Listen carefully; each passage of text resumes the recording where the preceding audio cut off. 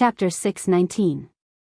June 15, Lanyan City, Re-establishment Ceremony.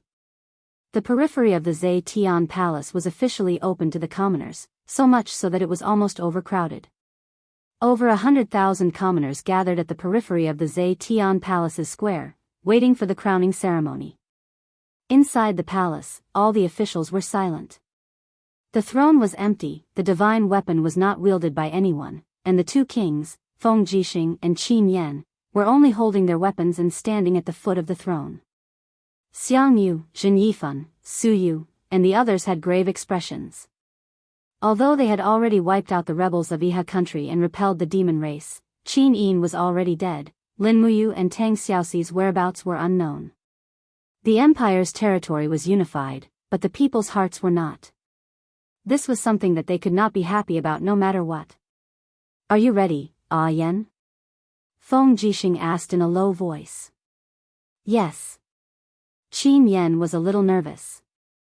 He gripped the hilt of his sword tightly, and at the same time, tightened the chain on his armor a little. Feng Jixing smiled slightly and said, "Duke Zhong, let's go out. The people of the world have been waiting for a long time. There shouldn't be a problem for you to summon them, right?" Zheng Yifan said respectfully, "Your Highness Prince Xian, this is this old subject's honor." "Yes, let's go, Ah Yan." Feng Jixing lightly bumped Qin Yan's shoulder and walked out of the palace with him.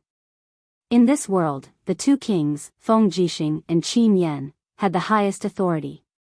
Of course, the real ruler was Lin Muyu, who was sleeping in the blood-red abyss. Feng Jixing was Prince Xian, Qin Yan was Prince Zhong, and Lin Muyu's title was the Qin Wang. It was obvious who was the real ruler of the empire. When Feng Jixing and Qin Yan walked out of the main hall in their golden cloaks, the sea of people outside instantly burst into cheers. The empire's commoners had suffered from the war, and now they had finally welcomed the unification of the empire. They had finally chased away the cruel devil race. This was the result they had been waiting for a long time.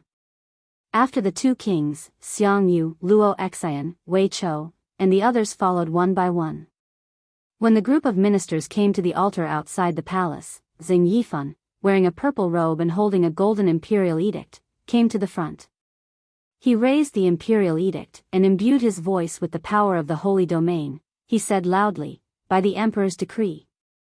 Immediately, the tens of thousands of imperial guards outside the palace knelt down, and the civilians in the distance also knelt down.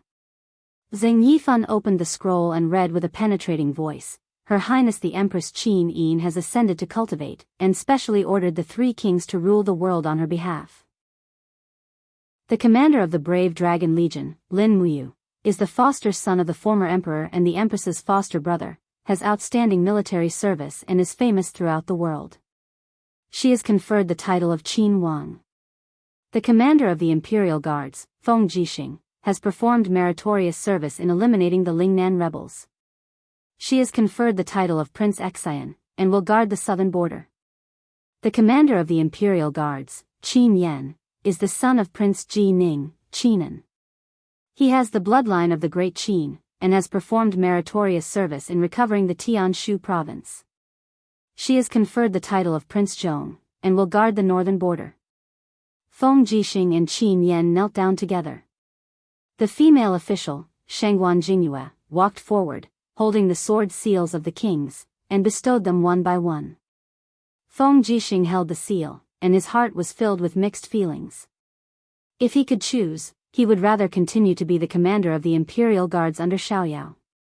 But now that Qin Yin had passed away and Lin Muyu wasn't around, if he didn't stand up, the Qin Empire would inevitably be stolen by others. At the very least, before Qin Yin and Lin Muyu return, he had to take care of this huge empire on their behalf. Qin Yan's face was slightly excited. After all, a man should be able to establish meritorious service in this world. Now that his title of nobility had reached the pinnacle, if his father and elder brother were still alive, they should be proud of their current status, right? Zheng Yifan took another imperial edict and continued to read loudly, "Marquis of Pingnan, Xiang Yu, is conferred the title of Duke of Southern, guarding Mingshan province. Luo Xian, the adopted son of Yunzhong King, is conferred the title of Duke of Northern, guarding Yunzhong Province. Wei Chou, the deputy commander of Valiant Dragon Army, is conferred the title of Duke of Wei, guarding Lingdong Province. Zheng Yifan, the title of Divine Marquis, is conferred the title of Duke of Zhonghua, guarding Qihai Province. Xiang Yu, Luo Xian, and Wei Chou knelt down one after another, and Shangguan Jingyue once again bestowed them with new Duke sword seals. Zheng Yifan paused for a moment, then said loudly again, Su Jiantao is conferred the title of Marquis of Cangnan, guarding Cangnan Province. Beili Tsang is conferred the title of Marquis of Canghai, commanding the Empire's navy.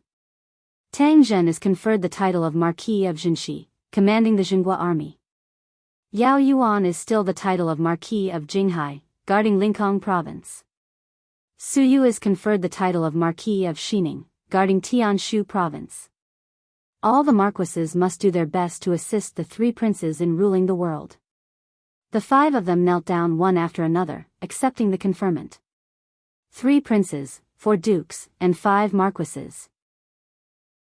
From then on, the new ruling structure of the Qin Empire was forged, and it was precisely this structure that allowed the Qin Empire to be peaceful for more than 10 years. Following that, they conferred the titles of various ministers, assistant ministers, and so on. The entire empire had a brand new look. At night, a banquet was set up in Zhe Tian Hall to entertain the ministers. Zhe Tian Hall was still the same as before, just that there was no master. After the conferment ceremony, Feng Jixing would soon return to Sunset City to train the troops and guard the southern border. Qin Yan, on the other hand, would be in charge of the military deployment of the entire Northern Ridge Province's 8 major provinces. As Duke Wei, Wei Chou was also the commander of the Longdan army camp. His task was the heaviest. He had to go to Lingdong Province, rebuild Lingdong, contend against, and exterminate the demon race. As they toasted each other, everyone drank too much. The weather in June was already very hot, and a group of ministers staggered from drinking. Everyone knew that the empire no longer had an emperor and only had 3 princes. Duke Wei Chou held onto a wine cup that was half spilled and came out of the hall. He sat down under a stone pillar and looked at the bright moon in the sky, feeling tipsy. When he thought of Qin Yin's death and Tang Xiaoxi's disappearance, Lin Muyu's heart was like dead ashes, and tears rolled down uncontrollably. He didn't feel any honor or favor from being promoted to Duke Wei, only bitterness. Duke Wei is hiding here and crying by himself. How does this look? Feng Jixing's voice rang out from behind. His armor was draped with the duke's gilded cloak, and he held on to the golden Ju in his hand. He sat down next to Wei Chou and looked toward the south, listening to the musicians playing music in the palace behind him. Feng Jixing couldn't help but feel desolate in his heart. His eyes turned red, and he turned away to wipe away his tears. It was true that there was nothing to be happy about. Wei Chou smiled. Prince Xan, why have you come? It's better if you just call me General Feng. Feng Jixing raised his head and drank the top-grade snow-flower wine in the golden Ju. He said, Wei Chou, although our empire now has powerful weapons like the magic crystal cannons, we still mustn't underestimate the devil race. I think you know better than anyone else how terrifying the devil race's huge flying snakes are. The Longdan army camp has entered deep into the wintering province alone. Our plan is only to defend and not take the initiative to provoke an attack. We mustn't underestimate Qianfeng. I understand. It's just that the Longdan army camp has suffered severe casualties. It'll probably be hard for us to face the devil race alone. Don't worry about that. Feng Jixing smiled and said, during this month, I'll select soldiers who have gone through hundreds of battles from the hundreds of thousands of elite soldiers in Lingnan to replenish the Longdan army camp. We'll expand the Longdan army camp to 100,000 people and become the real #1 army. Apart from that, I've discussed it with Yan and we'll give you a reserve army of 100,000 people for you to train. We'll prepare all the strategic resources that the Wintering Province needs and send them to the Wintering Province endlessly from Lingnan and Lingbei. That's great. Feng Jixing patted his shoulder and smiled. Wei Chou, you're able to become the commander-in-chief of an army of 200,000 at such a young age. You have a great future ahead of you. Make good use of this rare opportunity. However, Wei Chou felt a little sad and said, I'd rather continue to be that general under the Lord Commander. People have to grow. This is your cultivation. Feng Jixing took a long look at him and said, before you returns, you'll be his incarnation. You should understand. I know. Wei Chou took in a deep breath and asked, General Feng, as Prince Xian, you're going to head over to Lingnan soon. However, the chaos in Lingnan has just been pacified. Do you have the confidence to rule over Lingnan? Don't worry. Feng Jixing said confidently, the 300,000 elite soldiers from Seven Seas City are all in my hands. They'll be enough to guard Lingnan. Moreover, quite a number of the commanders from the Seven Seas City army have become my trusted subordinates. You don't have to worry about this. That's good. Just then, a young general walked over with a wine glass in his hand. He had 3 golden stars on his collar and was a commander. He smiled respectfully and said, Prince Xian, why have you come out? Our brothers are waiting for you to drink. I'll be right there. Feng Jixing laughed out loud and said, Wei Chou, let me introduce him to you.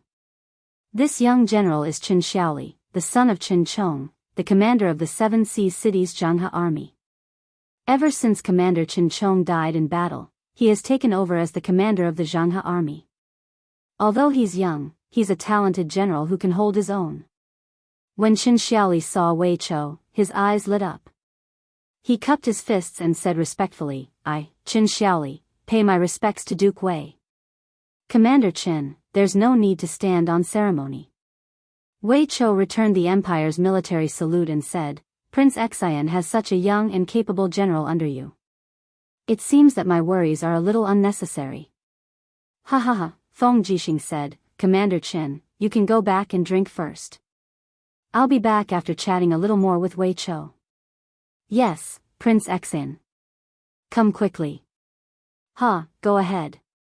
Feng Jixing turned around, and his smiling face was replaced with a solemn expression.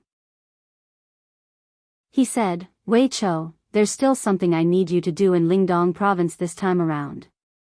Oh, what is it? We've received a secret report saying that a farmer saw Princess Xi in the fields of Lingdong province. She's imprisoned in a huge crystal and is unconscious. What? Princess Xi?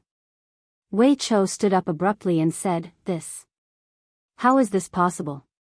Didn't they say that Princess Xi is dead? From the looks of it, Princess Xi isn't dead.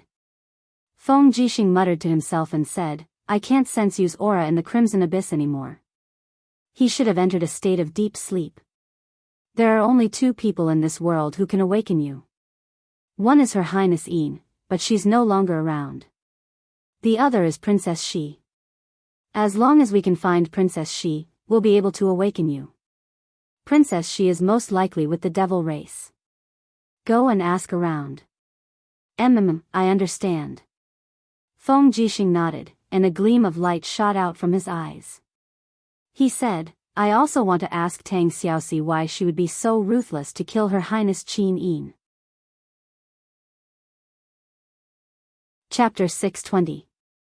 To the north of Tongtian province, after crossing an invisible sky curtain, all living things came back to life. Demon cities towered between the mountains and valleys. Pedestrians came and went in an endless stream. There were winged hunters out hunting, and human farmers with hoes on their shoulders. In the past few years, the demon race had constantly migrated from Tongtian province and Lingdong province, and humans moved to Tongtian Gorge. Now, this endless gorge had become a place where the demon race and humans lived together. Half a year ago, the Demon King issued the Holy Demon Code, drawing up a treaty between the demon race and humans. No demon race could attack humans without permission, and no human race could attack the demon race without permission. Since then, the Tongtian Gorge, which was like spring all year round, had become a fertile field, flourishing day by day. Shindu, a splendid capital city, stood between the mountains on the east side of Tongtian Gorge. A large number of high-level demon soldiers were stationed here, and there were even dozens of temporary sentry camps set up 10 miles away from Shindu. Cavalry came and went constantly, and the earth-shaking roars of the armor demons could be heard from one side of the gorge. A cool breeze blew past, causing his cloak to flutter. Qianfeng wore a golden cloak, his hand on the sword at his waist. His starry eyes watched the demon race training in the gorge, and he couldn't help but sigh. Beside him, Lian Fu said, "Marshal, why are you sighing?" Qianfeng pointed at the tens of thousands of armor demons training in the gorge. Can such strong shields and sharp blades really block the humans' magic crystal cannons? Lian Fu nodded and muttered, "We have to take it step by step. Marshal, this subordinate has already sent some high-level gods who are proficient in human dialects into the territory of Lanyan City. As long as there is a chance, we will definitely obtain some technical information about the magic crystal cannons. If we can also master the magic crystal cannons, why should we fear the Empire? The Empire is growing stronger day by day. The Ihan nation has been destroyed, and the god race will be the Empire's #1 enemy. The Empire is also our only enemy on this continent." Qianfeng rubbed his temples, looking a little tired. "Is there any news of Lin Muyu?" "Yes." Lian Fu cupped his fists and said, "After Yaoji bewitched the witch Tang Xiaoxi in Bailing City and successfully killed Qin Yin, Lin Muyu rushed to the Scarlet Abyss. When she saw the remains of Qin Yin, she was very sad and destroyed herself in the Scarlet Abyss. Her body turned into stone, and now she has become a stone statue, sealed in the mountains. Marshal, you don't have to worry about her." Sigh. Qianfeng was at a loss. Lin Muyu loved Qin Yin very much, and I also fell in love with Qin Yin at first sight, but I couldn't stop the Divine Emperor and the Sacred Master's plan, and could only watch as Tang Xiaoxi killed Qin Yin. Am I not fit to talk about feelings with humans? No, Marshal, you don't have to blame yourself. You are the Marshal of the God race and bear the future of the God race. Naturally, you can't let your emotions affect your decisions. Let's go. Let's go check on the Demoness. Yes. The two warhorses galloped towards the divine capital. Not long after, they arrived at the main hall. However, Qianfeng and Lian Fu didn't enter the hall. Instead, they went around the door and came to the rock behind the hall. A group of guards saluted them. The moss-covered rock slowly opened up to reveal a secret door. Qianfeng and Lian Fu went straight in. After entering the secret room, a high-ranked demon held a torch and led the way. He respectfully said, "Marshal, His Majesty the Divine Emperor and the Sacred Master are also here." "Oh, that's for the best." Twisting and turning until they reached the depths of the mountain, the front suddenly opened up. They saw stone statues that were several meters tall standing in the surroundings. Each of their faces were fierce and lifelike, just like a demon god descending to the world. It was said that these stone statues were the heroes of the ancient god race. At least, that was what the ancient book said. Therefore, these demon gods naturally became the totem of the god race.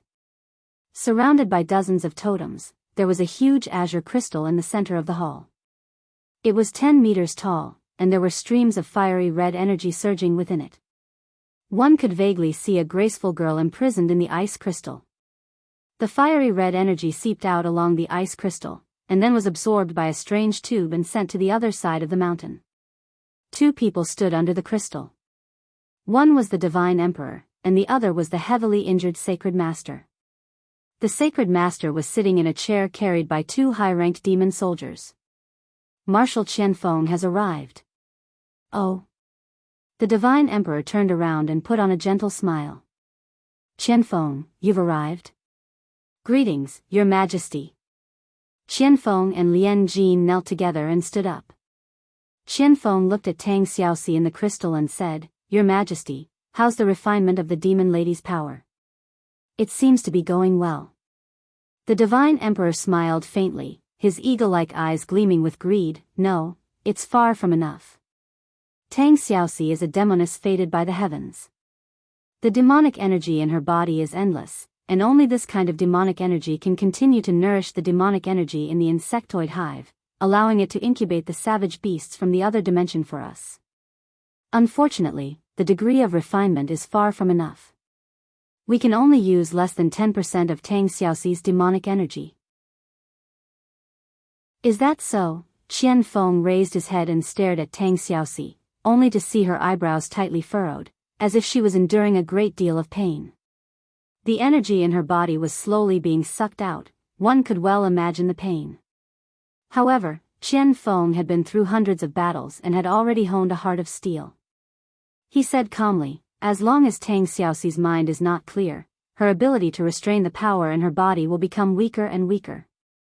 This powerful demonic power will definitely be used by us. Yes. The Divine Emperor nodded. Sacred Master, how's the mind manipulation art? Sage Master sat on the chair and slowly said, Your Majesty, my ability is still not enough to restrain Tang Xiaoxi. Her psyche power and heart power are too strong, and the demonic power in her body far surpasses mine. I still need some time. Very well. Mind manipulation art? Qian Feng was surprised. Sacred Master, are you trying to control Tang Xiaoxi's mind? That's right. The corners of the Sage Master's mouth curled up, revealing a rather ferocious smile as he said, Tang Xiaoxi has the 9 tails of destiny. Her tyrannical demonic energy is enough to move unhindered through the 3 realms and be unparalleled in the world. If this kind of power can be used by our god race, its effect is no less than 100 giant flying snakes and 100,000 armored demons. Qian Feng was startled. He wanted to say something but stopped himself. The Demon King smiled. Qian Feng, I know you are kind, but the future of the celestial race is in our hands. Now is not the time to be merciful. Tang Xiaoxi is a human. It would be great if we could use her. Oh, is there any news from the Empire? Yes. Qian Feng respectfully said, the humans have conferred 3 kings. Qin Wang Lin Muyu, Xian Wang Feng Jixing, and Zhong Wang Qin Yan will rule the world together. However, Lin Muyu has turned into a rotten rock in the Crimson Blood Abyss. There is nothing to worry about. Now, we need to guard against the famous General Feng Jixing. In addition, Lin Muyu's subordinate Wei Chou has been conferred the title of Duke Wei. He will soon enter the Lingdong province to deal with the celestial race. We have to guard against him. Wei Chou has been following Lin Muyu for a long time. He is well versed in the art of war and has a strategic mind. This person must be eliminated. The Demon King couldn't help but smile. Sage Sovereign, did you hear that? Quickly practice your mind manipulation skill. We need Witch Tang Xiaoxi's power. Once she is used by the celestial race, her first mission is to head to the Lingdong province and kill Duke Wei Chou in front of everyone. This will chill the morale of the Empire and cause us to collapse. Yes, this subordinate will definitely practice harder.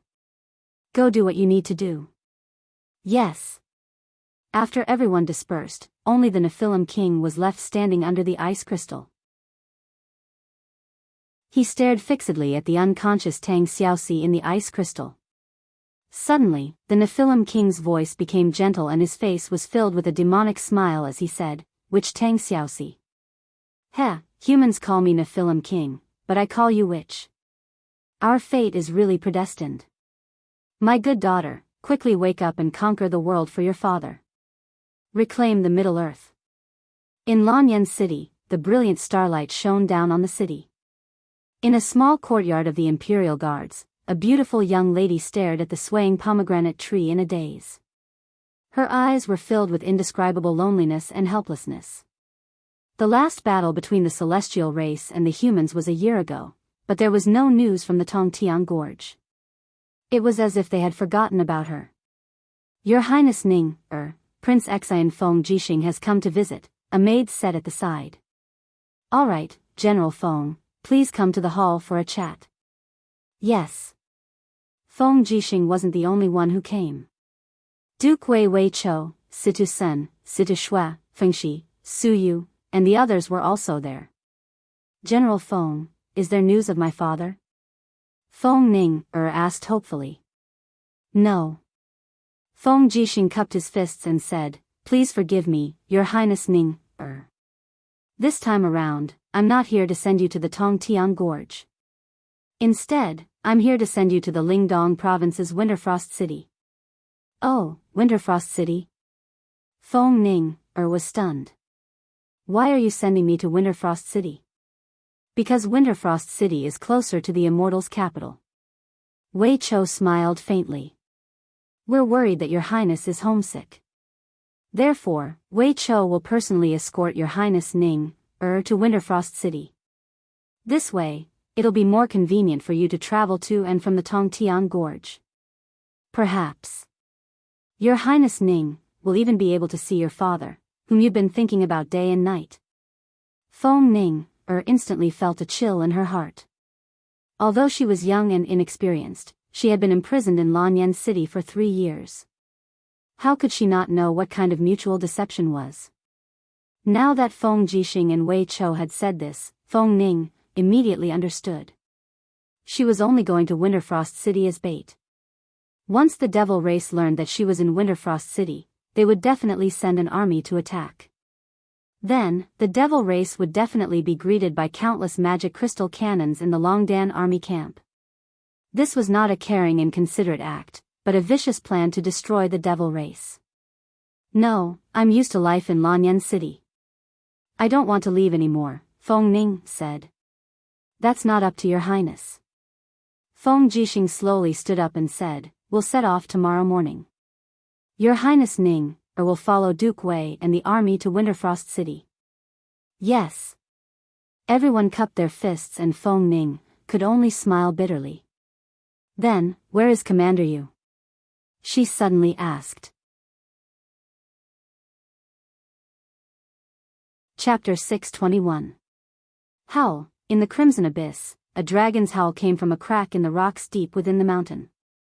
The space was slowly torn open, and a Catasaurus poked its head out.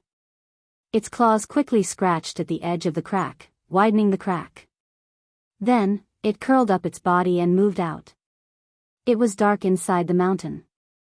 There was not much space to begin with, and its arrival made the place even more crowded. Howl, another soft howl sounded.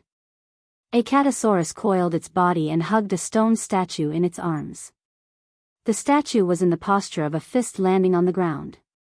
It was the same posture that Lin Muyu was in when she was in a deep sleep. A Catasaurus sensed the connection between their souls and rubbed its head intimately against the stone.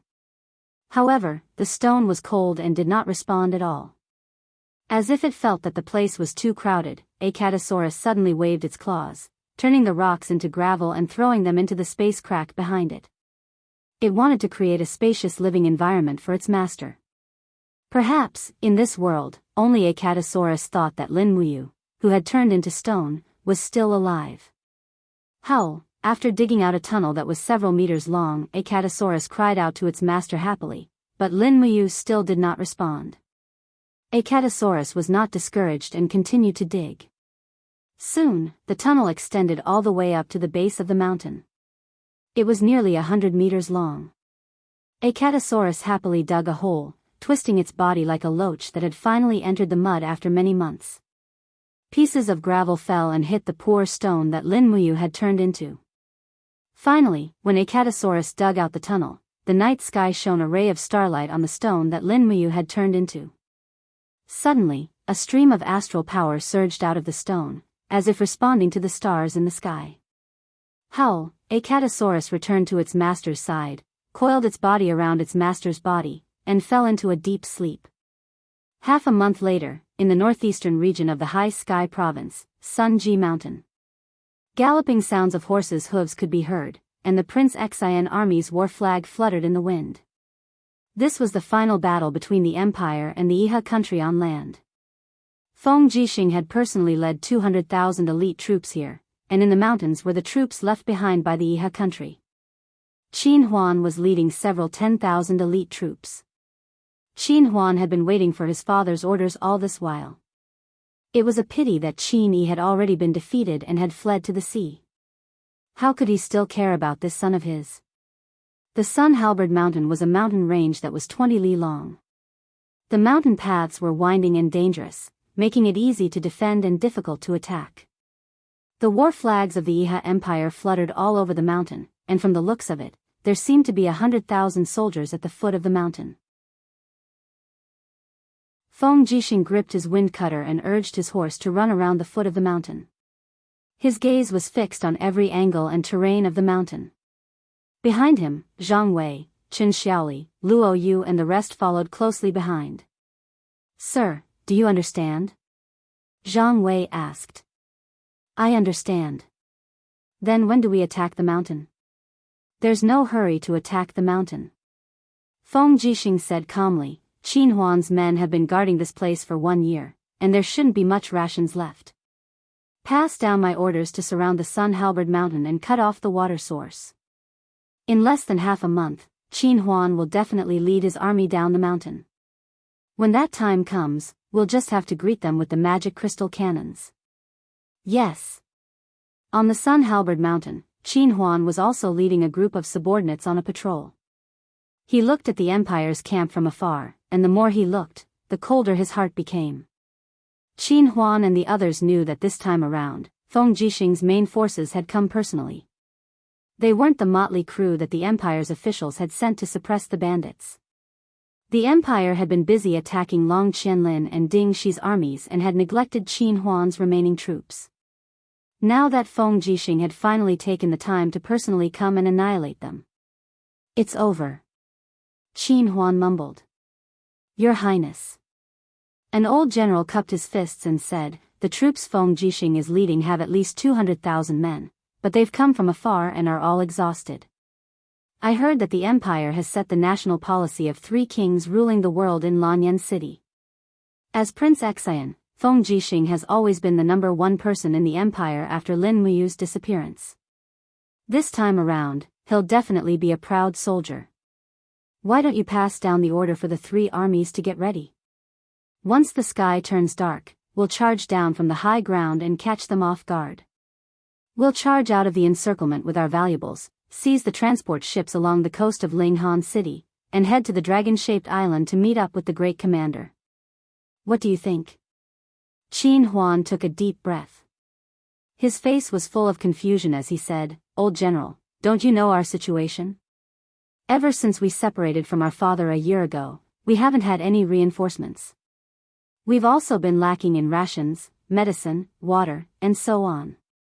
In this year, more than 20,000 people have died of illness, and there are tens of thousands of deserters.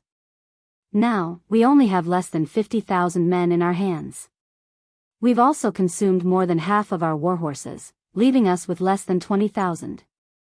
The army that fought against Yao Yuan half a year ago had also almost used up all the embryos of the Heavenly Book. How are we going to fight against Feng Jixing's elite troops now?" "But," the old general pondered and said, "if we don't try to fight, I'm afraid we won't even have a chance to survive. Feng Jixing is much more powerful than we imagined. He'll definitely cut off our water supply and force us to fight with thirst. By then, we'll definitely be defeated. We might even end up being annihilated. Please don't worry, Your Highness," another captaincy said in a low voice. "We still have a chance of survival if we fight our way out of the encirclement. Your Highness, please give the order," another high-ranking general said. The group of more than 20 generals knelt down and said, "We're willing to follow Your Highness and fight to the death." Qin Huan was trembling all over. His face was full of confusion and fear as he said, "Feng Jixing is so powerful. We don't have a chance. Iha Nation is finished. Don't say anything more. Drag it out as long as you can. It's always good to live for a few more days, sigh." An old general gritted his teeth and walked forward. Suddenly, he took advantage of Qin Huan's unguarded moment and struck him from behind. Bam! Qin Huan instantly fainted. "Old General Luo, what are you doing?" The group of generals was dumbfounded. The old general held Qin Huan under his armpit and said, "Your Highness has been scared out of his wits. We must protect Your Highness and fight our way out of here. We must protect the bloodline of Commander Qin Yi. Everyone, follow my order. When the moon rises, immediately launch an attack. If we take the initiative to attack, we might be able to catch Feng Jixing off guard. Yes. After nightfall, torches were suddenly lit up on the mountain. Countless soldiers in Iha Nation's military uniforms charged down from the mountain. Their warhorses galloped at full speed. Immediately, Feng Jixing's front line was caught off guard. At least 1,000 people were killed. TSK, in the camp at the foot of the mountain, Zhang Wei looked at the torches in the distance and said, "What a good Qin Huan." He actually dared to break out. No. Feng Jixing squinted his eyes and said with a smile, Qin Huan was already scared out of his wits. He was forced to break out of the encirclement. Didn't you see that Qin Huan was carried down the mountain by an old general? Luo Yu asked, "Commander, should we attack with the magic crystal cannons?" No, don't be hasty. Feng Jixing raised his hand and said, "Use the arrow boxes and ballistae to shoot for a while. Let Qin Huan and the others at the front pass. Then, use the magic crystal cannons to intercept the troops at the back. Order people to spread the word that those who surrender will not be killed. Hand over their weapons and escort them back to Sunset City to be reorganized. Most of these people are just soldiers who fight for the army's pay. There is no need to kill them all." Yes. Then, are we going to let Qin Huan go? Yes. The corner of Feng Jixing's mouth curled up as he smiled. A mere battle formation scared him to the point of losing his mind. Let's return this kind of trash to Qin Yi. Once Qin Yi is dead and Qin Huan takes over, that will be the time for us to attack Dragon Island. As he spoke, a cold glint flashed past Feng Jixing's eyes. The Imperial Army had crossed the sea to attack Dragon Island but suffered a crushing defeat. This was a humiliation that was hard to wash away for Feng Jixing. He had to raise Dragon Island to appease the hatred in his heart. However, there were famous generals like Long Qianlin and Ding Shi on Dragon Island. It was truly a thorny problem. They wouldn't be able to take it down in a short period of time. The sound of the arrow boxes and ballistae springs rang out incessantly. The sharp arrows seemed to have eyes of their own, only killing the middle and low-ranking officers while letting Qin Huan and the others off. When Qin Huan's main forces arrived, the magic crystal cannons were finally activated. Many purple mushroom clouds soared up into the sky from the mountain range. The destructive prowess was extremely astonishing, and in the blink of an eye, the small mountain path had turned into a living hell. After a round of bombardment, how could the Iha country's soldiers still dare to go down the mountain? All of them were dumbfounded. Just then, a person rode up the mountain, holding onto a wind cutter. It was Feng Jixing. His golden battle robes fluttered, and Feng Jixing raised his battle blade and bellowed, "I'm the Empire's Prince Xian, Feng Jixing. You guys were originally the Empire's soldiers, but you were bewitched by Qin Yi and became rebels. I'll give you a chance now. Put down your weapons and accept the Empire's army to take you in again. We'll spare your lives, but those who resist will definitely have their 9 generations annihilated." All the soldiers chose to surrender. It would be too foolish to resist now. After all, survival was the most important thing. As for moral integrity, they could just say it to others and not take it seriously. Before dawn, over 40,000 soldiers from the Iha country came down the mountain to surrender. Feng Jixing then reorganized them one by one and scattered them into the Empire's army. With that, the Iha country's influence had officially withdrawn from the stage of the continent's struggle for hegemony. At the same time, to the north of Winterfrost City, a new metal protective wall was being built. Wei Chou, Situ Sen, and the others were personally supervising the construction.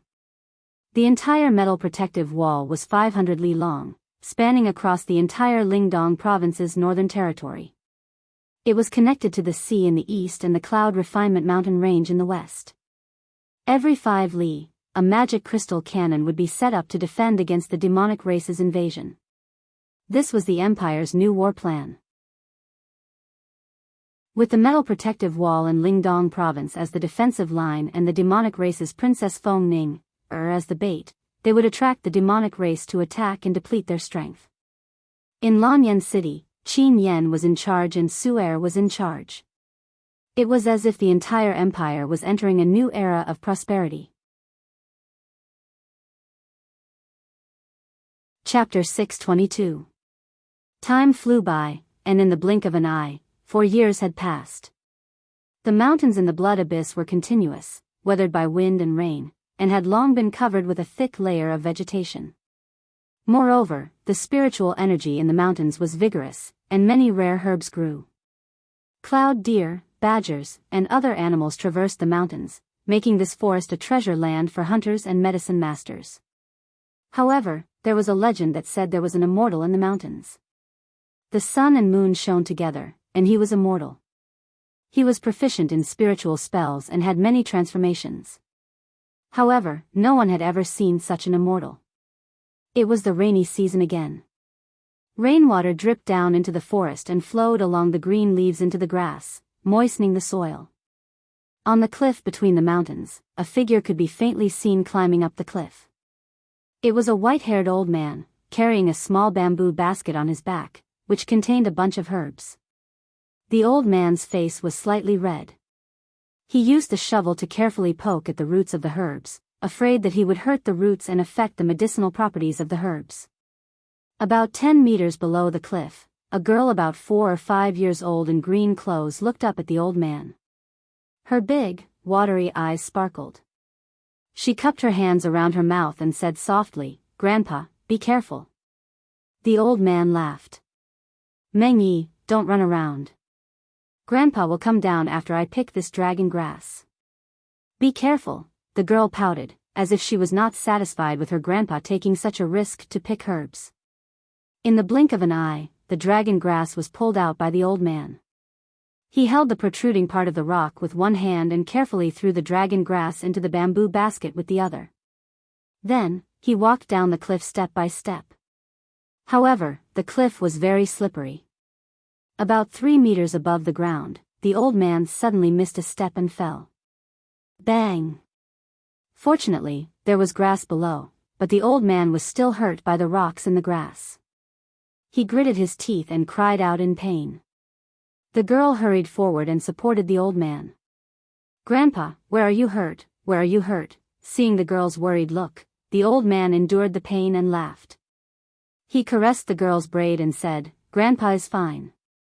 I'm just teasing you. Meng Yi, let's go. This dragon grass can be sold for a good price in the medicine shops in Bailing City. Maybe 20 Jin coins. Then, I can buy a lot of candied fruits for you." "Woo," the girl nodded. Her big eyes seemed to be able to speak. She held the old man's hand and walked out of the Blood Abyss step by step. 100 Ridge City was rebuilt to the south of the ruins, 50 miles away from the Blood-Red Abyss. It had been reduced from a famous city with a population of 3 million to a small city with a population of less than 200,000. Most of the residents had been scattered to Sunset City and Shanyang City. This was also the reason why Feng Jixing had chosen Sunset City as the capital of Lingnan. In the rebuilt 100 Ridge City, there were groups of merchants. Before sunset the next day, the old man and the girl appeared in the city. The old man's name was Li Shu. He was a Jianghu doctor who collected and sold herbs for a living. He had a granddaughter in his old age, so he named her Li Mengye, which came from the dream leaf grass. Li Mengye held her grandpa's hand tightly. She knew that the dragon grass in the bamboo basket on her grandpa's back would be the family's income for the whole year. Her mother had fallen ill after giving birth to her and was bedridden for 5 years. Her grandpa was old and did not have much time to collect herbs. Moreover, her grandpa's alchemy skills were not good enough to extract the medicinal essence of the dragon grass to refine medicine. Therefore, he could only sell the herbs to make money. This dragon grass was the first valuable herb they had collected in the past 3 months. South Town Pharmacy, a pharmacy with only a shopkeeper. It was also one of the dozens of pharmacies in the small city. In the past, Li Shu would sell the herbs he collected from here. "Oh, Uncle Li is here." The shopkeeper of the pharmacy was a fat man. His weight was at least 150 kilograms, making his 1.6-meter body look very plump and round. His eyes swept across Li Shu's bamboo basket and instantly lit up. He smiled and said, "Are you here to sell medicine and rice again?" "Yes." Li Shu put down the bamboo basket and carefully took out the dragon grass. He said, "The roots of this dragon grass are plump. It should have been growing for a few years. Shopkeeper Lu, give me a good price." "Oh, you picked this in the bloody abyss, right? I heard that there are swift wolves in the bloody abyss. It's not easy for them to not tear your old bones to shreds." Shopkeeper Lu casually took the dragon grass and said, "The medicinal essence is indeed good. The medicinal essence is full. How about this? I'll give you 10 Jin coins." "What? Only 10 Jin coins?" Li Shu was stunned. He said, "Shopkeeper Lu, the dragon grass that Virtue Fortune Pharmacy bought half a month ago was 20 Jin coins each. Moreover, those dragon grass are definitely not as full as this one. You see, I'm here to earn money to feed my family and cure my illnesses. I'm here to sell my herbs so that I don't have to pay the transaction fees. You see, I have a family of old and young, so please don't cheat me. If that's the case, I might as well sell my herbs at the trading firm." "Humph, old man, you really know how to talk." Shopkeeper Lu's eyes were filled with impatience. He said, Here are 30 Jin coins. That should be enough for this dragon grass, right?" After counting the Jin coins, Li Shu's eyes were instantly filled with smiles. He took out one of the Jin coins and said, "Shopkeeper Lu, look, I want to buy a roasted chicken for my granddaughter. Can you help me convert this Jin coin into 100 silver coins?" "Thank you. So troublesome." Shopkeeper Lu took out a money bag impatiently. It was heavy with 100 silver coins. He said, "Here, take it. Hurry up and leave. Don't be an eyesore in front of my shop." "Thank you, Shopkeeper Lu." Li Shu held Li Mengye's hand and walked out of the pharmacy with a smile. He bought a bamboo leaf chicken from a stall and handed it to Li Mengye. He smiled and said, "Eat it, eat it. The rest of the money is for your mother's medicine." Li Mengye happily hugged the chicken and took a bite. Her smile became even more joyful. "Grandpa, it's so delicious." "Then eat more." However, the little girl tore off a delicious chicken leg and handed it to the old man. She smiled like a flower and said, "Grandpa, let's eat together." Li Shu was stunned. Grandpa is not hungry. Mengye is hungry, so Grandpa must be hungry too. If Grandpa doesn't eat, I won't eat either. The little girl blinked her big eyes and said sensibly. The old man was very touched. He took the chicken leg and ate it bite by bite. The little girl just looked at him, as if she was afraid that her grandpa would lie to her and hide the chicken leg for her. After turning a corner, 3 shifty-eyed men stared at Li Shu from afar. After all, 30 Jin coins was not a small amount. It was enough for a family of 10 to eat and drink for several years. "Second brother, do it. It's a little kid and an old man. Do it as soon as they enter the alley." One of the gangsters with a mustache said. "All right, do it." The old man who walked into the alley did not expect his misfortune to come. He suddenly suffered a heavy blow on the back of his head and the money bag on his waist was quickly snatched away. He wanted to scream but could not. Instead, it was the little girl who screamed and grabbed the leg of one of the gangsters. She shouted, "Bad guy, put down Grandpa's money. Someone come and catch the bad guy, catch the bad guy. Get out of my way." The gangster kicked Li Mengye's hand away and stepped on her neck. The little girl's face instantly turned red. "Let go of my granddaughter." Li Shu hurried forward and rammed into the gangster's waist from behind. "Die, old man." Another gangster swung a bamboo stick and hit the old man's leg heavily. Kacha, the sound of bones breaking could be heard. The old man's leg had been broken. "Grandpa, let go of my grandpa," the little girl cried. The gangsters looked at each other and didn't dare to make a fuss. One of them pointed at Li Shu and said, if you King dare to say anything, I'll kill you. We're from the Heaven Book League. The Heavenly Book League was an external organization of the Northern Qi Mansion in Bailing City. It was responsible for reselling the heavenly books written by the Northern Qi Mansion to mercenaries and bandits. It was the largest gang in Bailing City. When the gangsters left, the old man looked depressed. The money he had worked hard for months was gone just like that. Li Mengye hurriedly helped her grandpa up and cried, "Grandpa, are you okay?" "Grandpa is fine." "Mengye, don't cry." The old man wiped the little girl's tears and looked into the distance, trembling. The Heavenly Book League was not something he could afford to offend. Even if he reported this to the government, it would be of no use. He struggled to stand up with the help of a wooden stick and said, "Mengye, let's go. Let's go home, let's go home." Sob, "Grandpa." The little girl's face was full of tears. Looking at her grandpa, she felt an indescribable heartache. "Boss, how much is the bone-healing medicine?" 2 days later, a young voice came from a small town in the southwest of Bailing City. Li Mengye held a pile of silver coins in her hands and asked timidly with her eyes wide open. "The superior bone-healing medicine costs 2 gold coins. Little girl, your dozen silver coins are not even enough to fill the gaps between my teeth. Go, don't hinder our business." "Boss, my grandpa is bedridden and needs medicine. Please do me a favor." Go away, we are a pharmacy, not a charity. Go away, don't hinder our business. If you want medicine that doesn't cost money, go into the mountains to pick herbs and grind them." I. Li Mengye's eyes were filled with tears of grievance.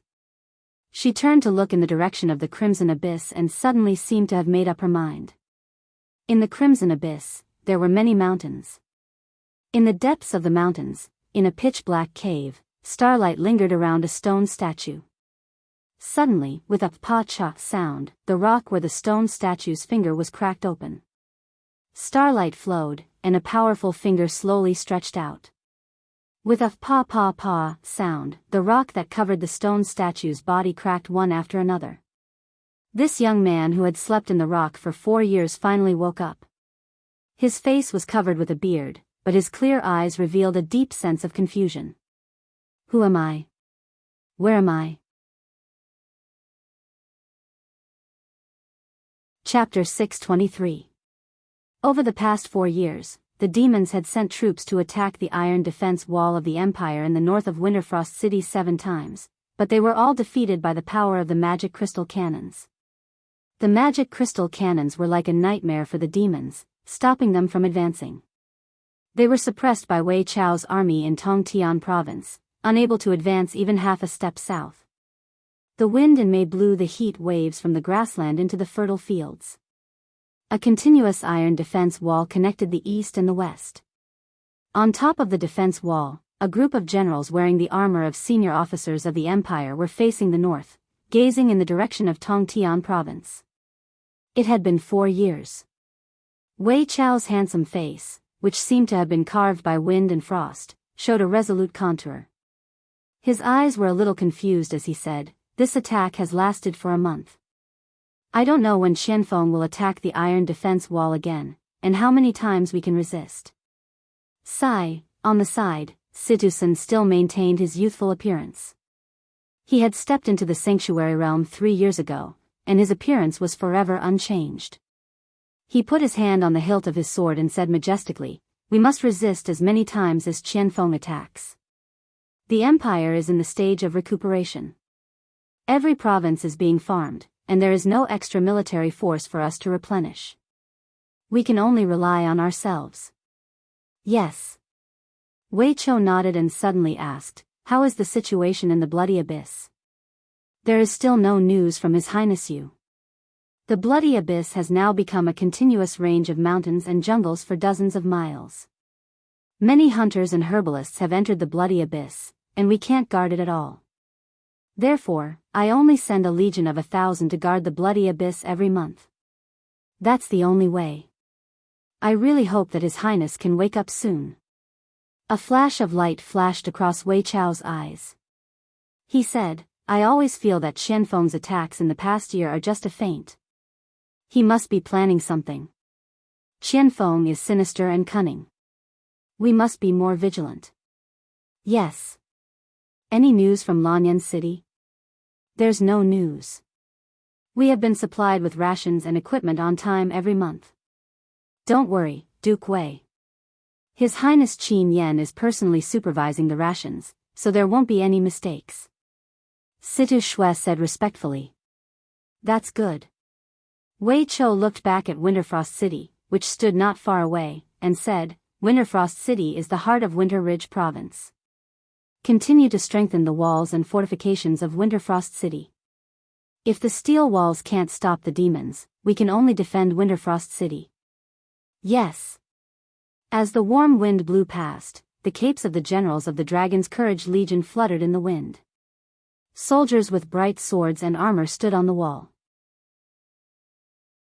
Today, the Longdan army camp had expanded to 200,000 people, and it was worthy of being the strongest army in the empire. When Lin Muyu founded the Longdan army camp, she probably never thought that the Longdan army camp would be so powerful. Lanyan City, Sacred Temple. The star-picking finger emphasizes on both offense and defense. One finger to attack, and the other to defend. The starlight protects the body, and the enemy is invisible. A crisp voice described the profound meaning of the star-picking finger in the hall of the Sacred Temple's trial hall. It was none other than Chu Yao, who was wearing the robes of the Spirit Medicine Department's Great Deacon. Chu Yao was currently 33 years old, but she had mastered the 7th level of the star-picking finger 3 years ago. After she stepped into the sacred domain, her beauty was forever preserved, and she still looked like a 23 or 24-year-old teenager. A group of Gold Star and Silver Star instructors and sparring partners nodded their heads, listening to Chu Yao's words. At the side, the aged Guyang held the scroll in his trembling hands and said with a smile, Someone, prepare some tea for Great Deacon Chu Yao. Yao, it's been hard on you. If it wasn't for you, I really don't know who else in the Sacred Temple is capable. Chu Yao smiled. Grandpa Guyang is too polite.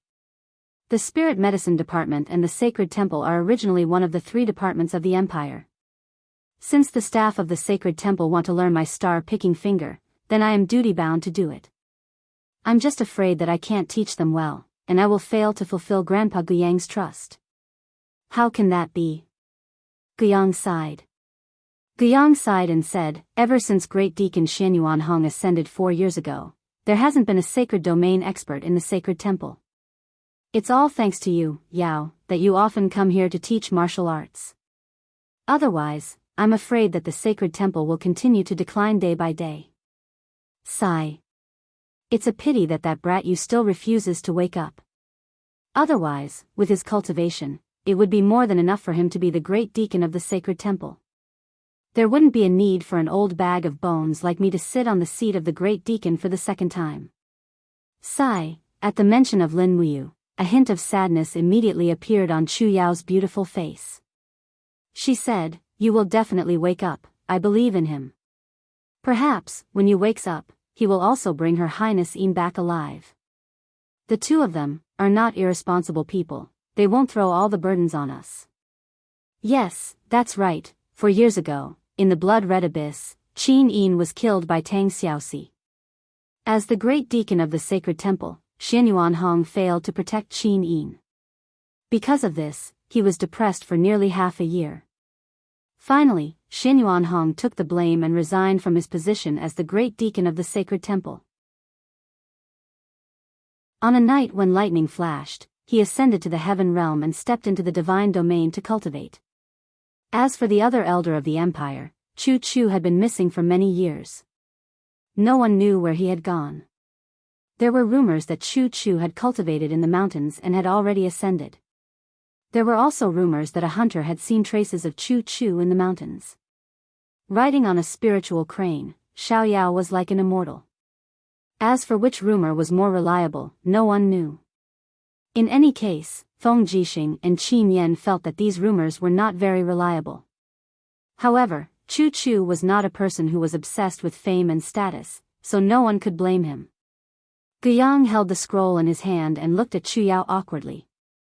He said, Yao, halfway through his words, he suddenly stopped. Chu Yao stood on the training platform of the training hall. Condensing her fingers, a ray of starlight flickered on it. She could not help but smile. Grandpa Guiyang, if there's anything you want to say, just say it directly. There's no need to be embarrassed with me. Guiyang said, you see, Grandpa is also old. My old bones will not be able to move soon. How about I go to His Highness Qin Yen to resign from his position as the Great Deacon of the Sacred Temple. You will be the Great Deacon of both the Sacred Temple and the Spiritual Medicine Department. How about that? This. Chu Yao had a helpless expression. Absolutely not. Let's not talk about the fact that I can't split myself. There has never been such a rule since ancient times. Grandpa Guiyang, how about this? If you really want me to help you in the Sacred Temple, I will also be a Sacred Temple Deacon. How about that? Good. Good. Guiyang's face was full of joy. That's great. With you in the Sacred Temple, no one will dare to bully us anymore. Yao, you are the younger sister of Chu Huai, one of the 4 heroes of Lanyan. Furthermore, you have already cultivated the star-plucking finger to the highest realm. That is enough to convince the masses. Chu Yao could not help but laugh. So Grandpa Guiyang is just worried about this. Yes. I really hope that brat you can return early. That way, I can return the Great Deacon position to him. I won't have to do everything myself. Yes, no one wishes for that brat to wake up early. In the blood-red abyss, there was a dense jungle. At this time, it was raining heavily. Raindrops slid down from the branches and leaves of the jungle, continuously soaking into the soil that was once known as the Forbidden Land. Sha, on the peak of the mountain, a pile of withered grass and fallen leaves were pushed aside. In an extremely secretive cave among the rocks, a young man in ragged clothes pushed open the entrance of the cave and slowly climbed out. The light outside was very dazzling. He had not seen the light for a long time. He stumbled out of the cave. Suddenly, there seemed to be something stuck in the rock at the entrance of the cave. He exerted force, and with a zheng sound, a rusty long sword fell from his back. The ring of the stellar sword scabbard was already rusty. This young man was undoubtedly Lin Muyu. However, at this moment, Lin Muyu had no idea who he was. His mind was blank. He did not even know what the sword was called. So troublesome. He picked up the stellar sword and carefully looked at the patterns on the scabbard and hilt. He raised his hand to hold the hilt and suddenly pulled. However, the blade seemed to be rusty and did not move at all. So it is just a piece of scrap metal. He frowned and still carried the long sword on his back. At this moment, a rumbling sound came from his stomach. He was hungry. He had been hungry for 4 years. It was just that he did not know it. There were wild fruits in the mountain. He leaped a few meters and climbed up an apple tree like a spirit ape. He plucked an apple and took a big bite. It was sour, but not bad. It was edible. Not long after, a pile of fruit cores fell from the tree. Lin Muyu ate until he was half full. He leaned against the tree trunk and rested for a moment. Wang. Suddenly, there seemed to be a response in his mind. A sea of flames burned in his mind, and he even saw a beautiful face. Who was she? Lin Muyu did not know who she was, but he knew that he must save her. 9 Revolution Spirit Medicine. 9 Revolution Spirit Medicine, he did not know why, but there seemed to be someone muttering this term in his mind. Then, he seemed to recall some memory fragments. That's right, 9 Revolution Spirit Medicine. The Heaven's Heart Grass and Soul Returning Grass were refined according to the ratio of 9 to 1. It could revive the dead. Heaven's Heart Grass. Heaven's Heart Grass, he did not know who he wanted to save, nor did he know who he was. However, he knew that if he could find the Heaven's Heart Grass and refine the 9 Revolution Spirit Medicine, he might be able to find the answer he wanted. He jumped down from the tree and landed in the forest after a few jumps. Lin Muyu looked around, looking for the legendary Heaven's Heart Grass. However, Heaven's Heart Grass was a level 10 medicine. It was not easy to find it. When the heavy rain was about to stop, a new traveler came to the jungle. It was a girl with a bamboo stick in her hand. She had worn out her straw sandals and her toes were pierced by sharp rocks. She was bleeding, but she couldn't care less. Her little heart was filled with her grandpa's seriously injured appearance. She had to find the spirit stone grass that could heal bones. Chapter 624. When night fell, the mountain wind was exceptionally cold. Li Mengye was only wearing a thin layer of clothing. She did not know what the mystic stone grass looked like, only that it emitted a refreshing fragrance. Thus, Li Mengye used the bamboo stick to walk through the increasingly dark forest, desperately sniffing with her nose. As the night grew darker, Li Mengye shivered from the cold. She took out a piece of almost moldy flatbread from her bosom and bit into it. Then, she used her hands to pull the huge broad leaves in the forest and drank the rainwater that fell from the leaves. Woo-woo, the sound of the wind was mixed with the howling of wolves. Immediately, the girl gripped the bamboo stick tightly and looked around with a pair of large eyes full of vigilance. After a while, only a wild rabbit scurried through the forest. Forget it, why don't I look for it tomorrow morning? Li Mengye bent down and sat under a large tree, hugging her knees.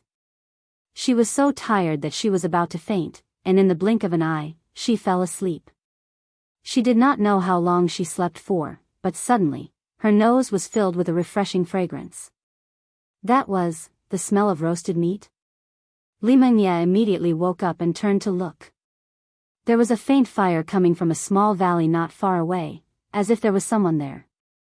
However, Li Mengye knew that anyone who stayed in the Crimson Abyss in the middle of the night was not a good person. At this time, her stomach growled again. That small piece of flatbread was the last of Li Mengye's food. She could not help but feel so wrong that she was about to cry. However, the fragrance in the distance was getting stronger and stronger. Finally, the girl could not stand it anymore. She stood up and walked towards the valley. Her straw sandals were already worn out, and the soles of her feet stung when she stepped on the sharp rocks, but she could endure it. The strong hunger was driving her crazy. The moment she climbed up the small hill, she saw an extremely handsome young man in tattered clothes roasting a wild rabbit in the valley. The meat was already cooked, and the oil flowed on the surface, emitting a desirable fragrance. Gulp! Li Mengye swallowed her saliva and stared at the person in the valley from afar with her big round eyes.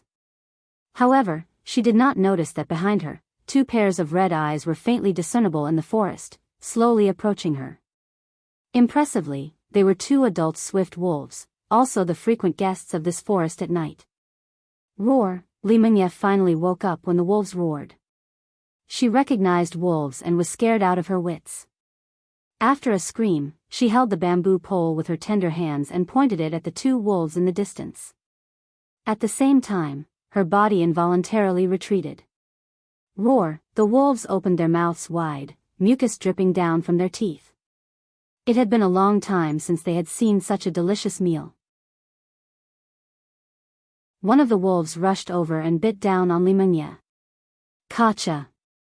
The bamboo pole broke, and the girl rolled down the hill like a ball under the impact of the swift wolf. Roar! Another swift wolf chased after her and bit Li Mengye's neck at lightning speed.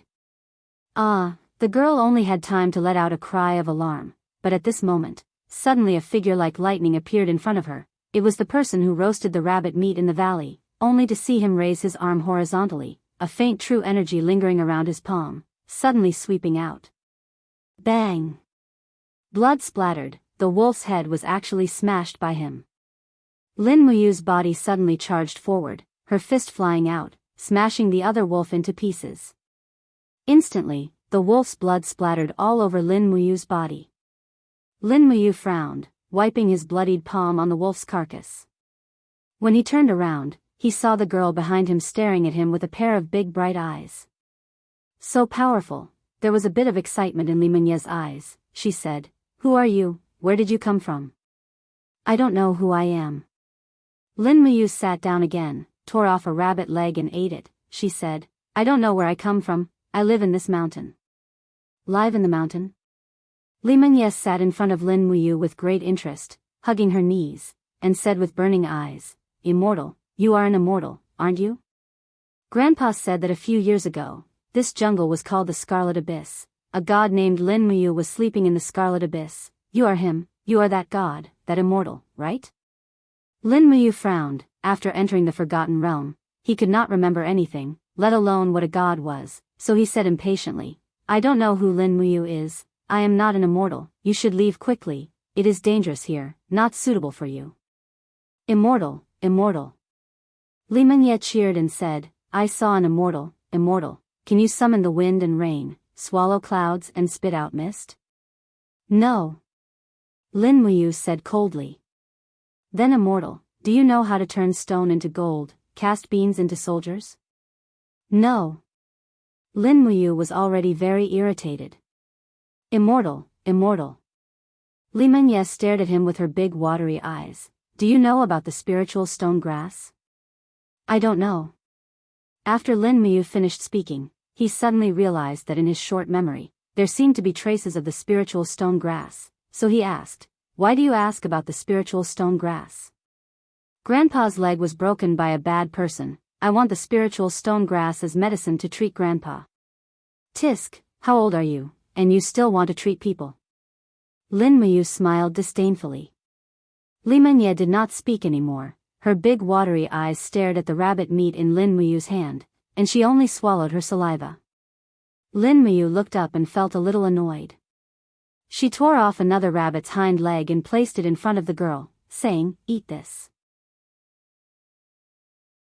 After you're done, spend the night in the cave over there. Leave at daybreak tomorrow. This is not a place you should be in. Thank you, immortal. Li Menye took the rabbit leg and thanked him happily, then began to reject it, and in the blink of an eye, she finished it. Lin Muyu secretly complained, how could this child eat so much, so he tore off another big piece of rabbit meat and handed it to her, saying, Here, this is for you too. Li Menye's face was full of joy, Thank you, you really are an immortal. Grandpa said that the gods in the empire are good people who pity the state of the universe, they save the suffering, and enlighten the lost. Really? Tsk, Lin Muyu sneered, although she did not know why she sneered. Late at night, Lin Muyu found some hay to spread in the cave, so that Li Menye could sleep well, while he leaned against the stone wall, searching for the power in his body, but it seemed that all the power in his body was sealed.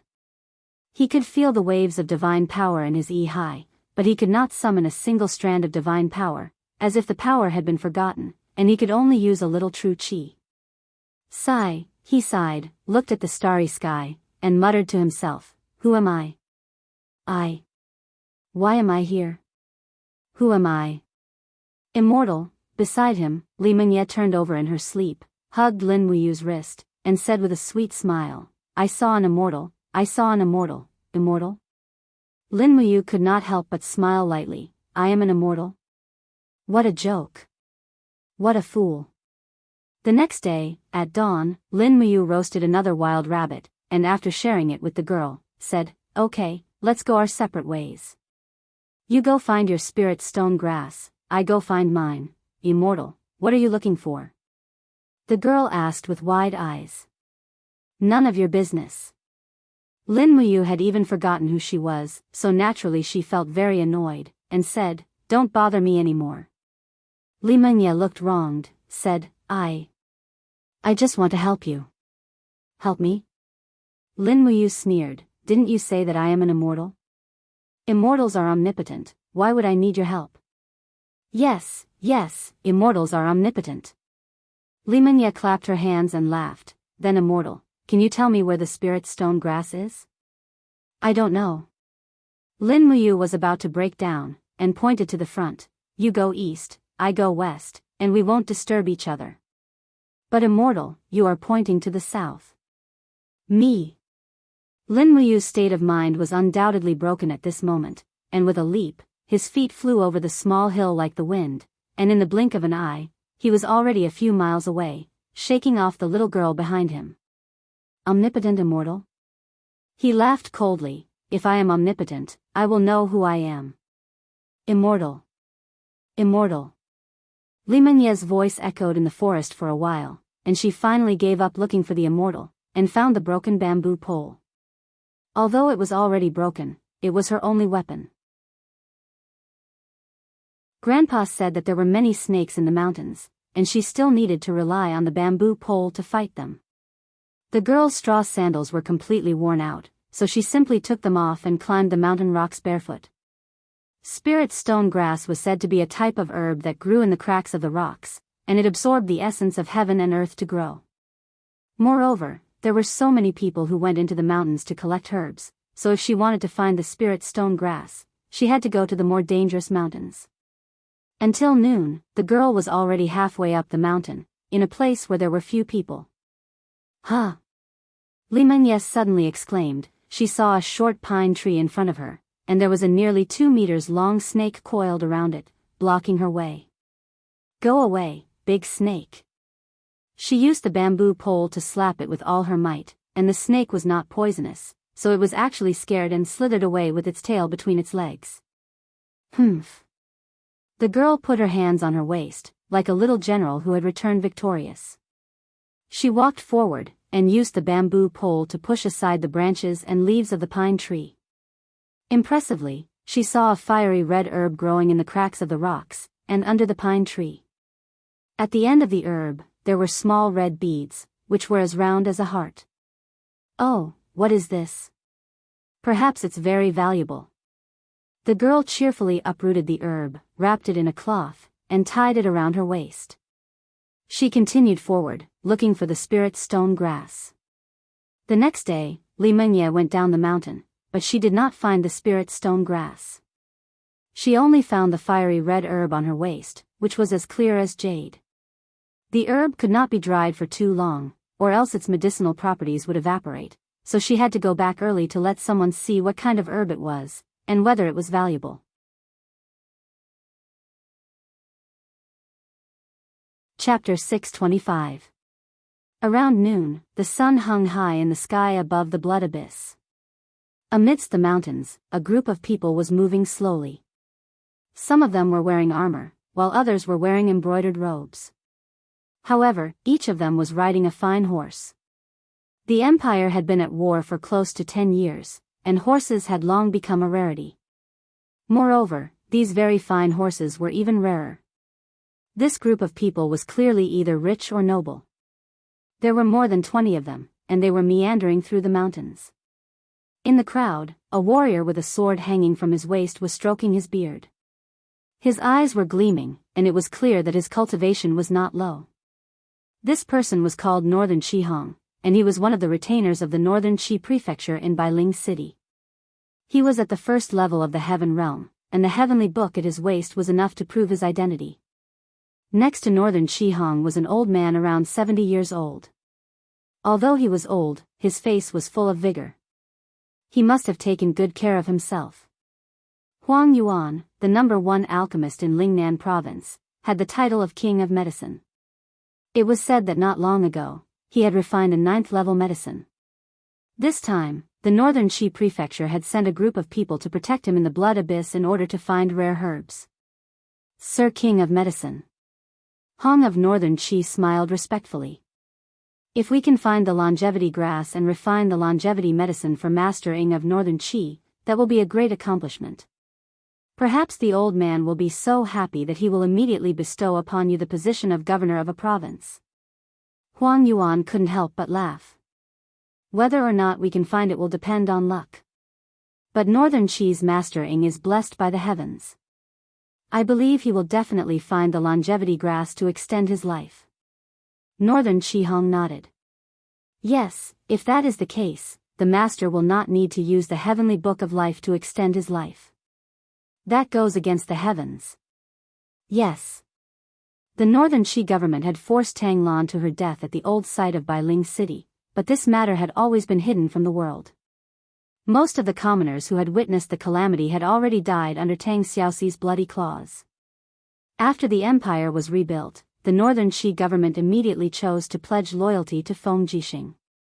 Feng Jixing also needed someone to hold down the fort in Lingnan province, so he gave the head of the northern Qi government, Northern Qiying, the title of chief administrator of Lingnan province, and ordered him to rebuild Bailing City.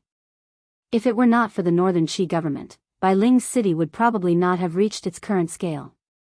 It would have long been a dead city. However, Feng Jixing allowed the northern Qi prefecture to govern Bailing City, which made the northern Qi prefecture even more reckless and frivolous. The northern Qi prefecture established the Heavenly Book League, privately bought and sold Heavenly Book weapon embryos, and deceived their superiors and subordinates.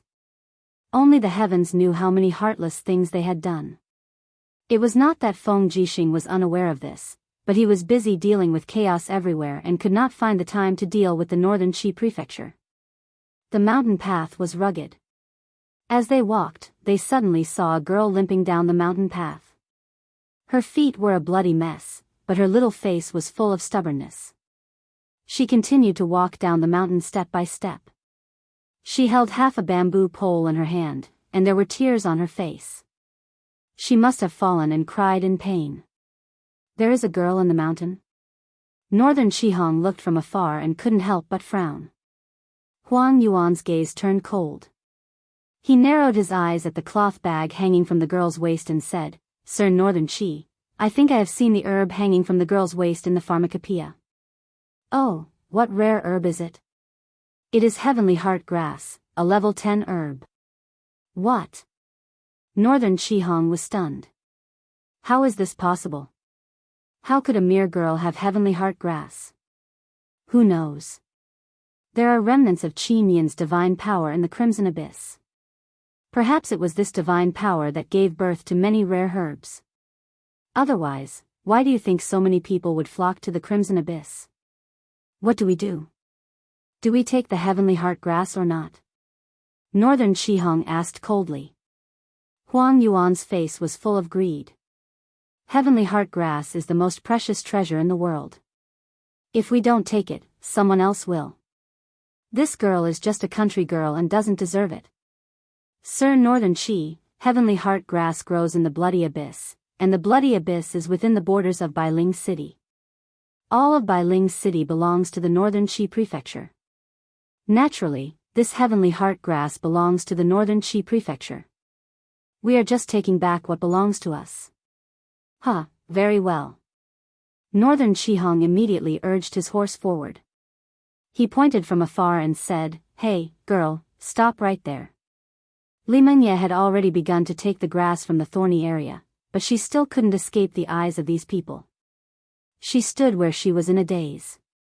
She could see that Northern Qihong was an official. The 2 stars on his collar were not fake. She said respectfully, "Sir, you called me for something?" "Of course. What is your name?" "Li Mengye." "Where did you steal the grass on your waist?" "I didn't steal it," Li Mengye argued. "I picked it up in the mountains." "I didn't steal it." "How dare you say you didn't steal it?" Northern Qihong's eyes were ferocious. "This mountain belongs to Bailing City. I am the guardian of Bailing City. This mountain is mine. You picked the grass on my mountain and you dare say you didn't steal it? Give it to me." No. Although Li Mengye was young, she knew that the grass must be valuable. She held the heavenly heart grass and said, "This is the money for grandpa and mother's treatment. You can't take it. How dare you?" Northern Qihong suddenly raised his horse whip and lashed at the air. "Pa!" A bloody mark immediately appeared on Li Mengye's neck. Blood seeped out, but she endured the pain without making a sound. She covered the heavenly heart grass with both hands and ran into the bushes to the side. "You dare to run?" Northern Qihong pulled out his steel sword. He was ready to kill. He urged his horse to give chase. Li Mengye walked barefoot. How could she outrun a warhorse? In the blink of an eye, Northern Qihong had caught up. "You're courting death." The steel sword fell from the sky and slashed at Li Mengye's back. If the sword fell, Li Mengye would almost certainly die. Just as the steel sword fell, a black shadow swept over from afar. Clang! The steel sword was knocked away, and the black shadow pierced into the rock behind Northern Chihong with a swoosh. With a buzzing sound, it was a long sword with a sheath. It was not pulled out at all, or perhaps it could not be pulled out at all. Ah, Li Mengye was so scared that her face turned pale. She turned around and saw a familiar figure. It was Lin Muyu, wrapped in animal skin. He had already taken off his rusty armor and replaced it with a newly killed animal skin. Immortal! Immortal, save me! The girl cried for help. Immortal? Northern Chihong could not help but laugh. What kind of immortal are you? You're just a poor hunter. He spurred his horse forward with a shocking momentum. Lin Muyu faced him head-on, gathering the Jinqi in her arms. Just as Northern Chihong's sword was about to land, Lin Muyu spun around to avoid the attack. She swung her arms and landed a heavy blow on Northern Chihong's back. Bang! Northern Chihong groaned. He was in pain but not injured. Lin Muyu's Jinqi was at most at the third tier of the Earth state. It would be difficult for her to hurt a Heavenly Realm warrior like Northern Chihong. But Lin Muyu took advantage of the situation and flew past. She grabbed the stellar sword with one hand and pulled it out of the rock with the scabbard. She leaped and hit Northern Chihong's shoulder heavily before he could turn around. Boom! The astral power burst forth. Lin Muyu's supreme divine power had been forgotten, but the sharpness of the astral tactics was still there. The power of the blade through the scabbard was still too much for Northern Chihong to handle, and he spat out a mouthful of blood. Who are you? Northern Chihong retreated on his horse and roared, Do you know who I am? How dare you hit me? Lin Muyu ignored him. She just looked at Li Mengye and asked, What's wrong? Li Mengye said pitifully, They wanted to steal my herb. Here, Lin Muyu shivered. That herb was very familiar. It was the legendary Heavenly Heart herb. No wonder this person wanted to kill Li Mengye. It was the precious Heavenly Heart herb. Immortal, do you know what herb this is? It's Heavenly Heart herb, Lin Muyu said lightly. It's an herb that can bring the dead back to life. It's also the herb I'm looking for. Huh? Li Mengye smiled. Immortal, are you looking for the Heavenly Heart herb to save someone? Yes. Save who? A very important friend. Who is she? I don't know. Lin Muyu fell into confusion again. Then, this Heavenly Heart herb is for you. Li Mengye's little face was full of smiles. She was so innocent that she could not imagine the value of the Heavenly Heart herb. It was enough to feed her family for 10,000 years. Are you done talking?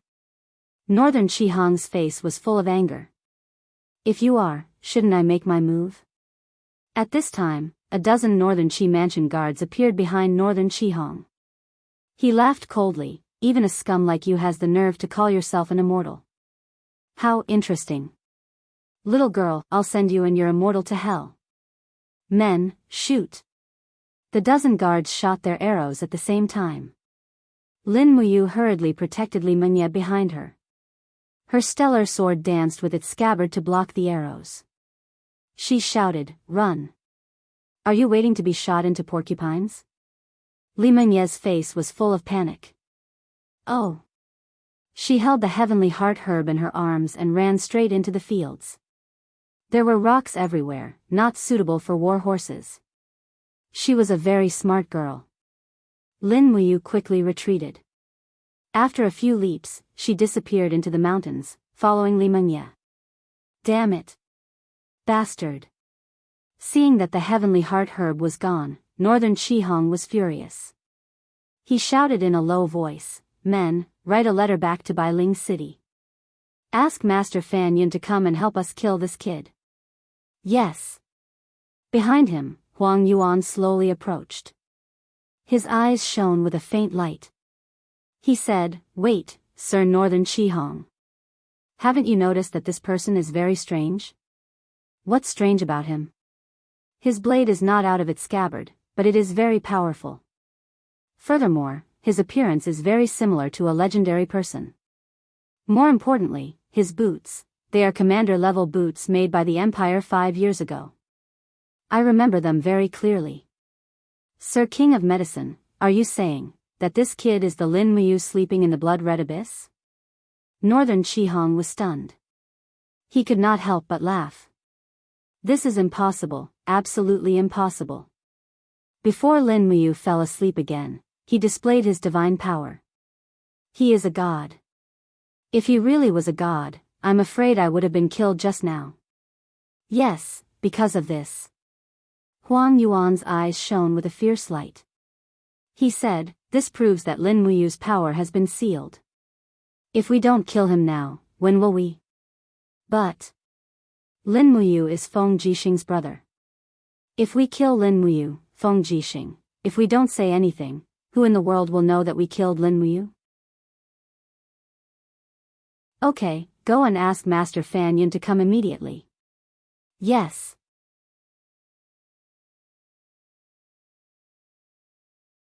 Chapter 626. Bang! Yushu's letter was slammed onto the table. In the master's manner of New by Ling City, the Northern She Eagle's face was full of anger. His eyes were full of murderous intent as he said, I have waited for so many years. Lin Muyu, you have finally appeared. Beside him, the eldest Northern Shi Yun said, Father, since Lin Muyu has reappeared, then, and he has lost his power. Why don't we take advantage of this rare opportunity to get rid of him?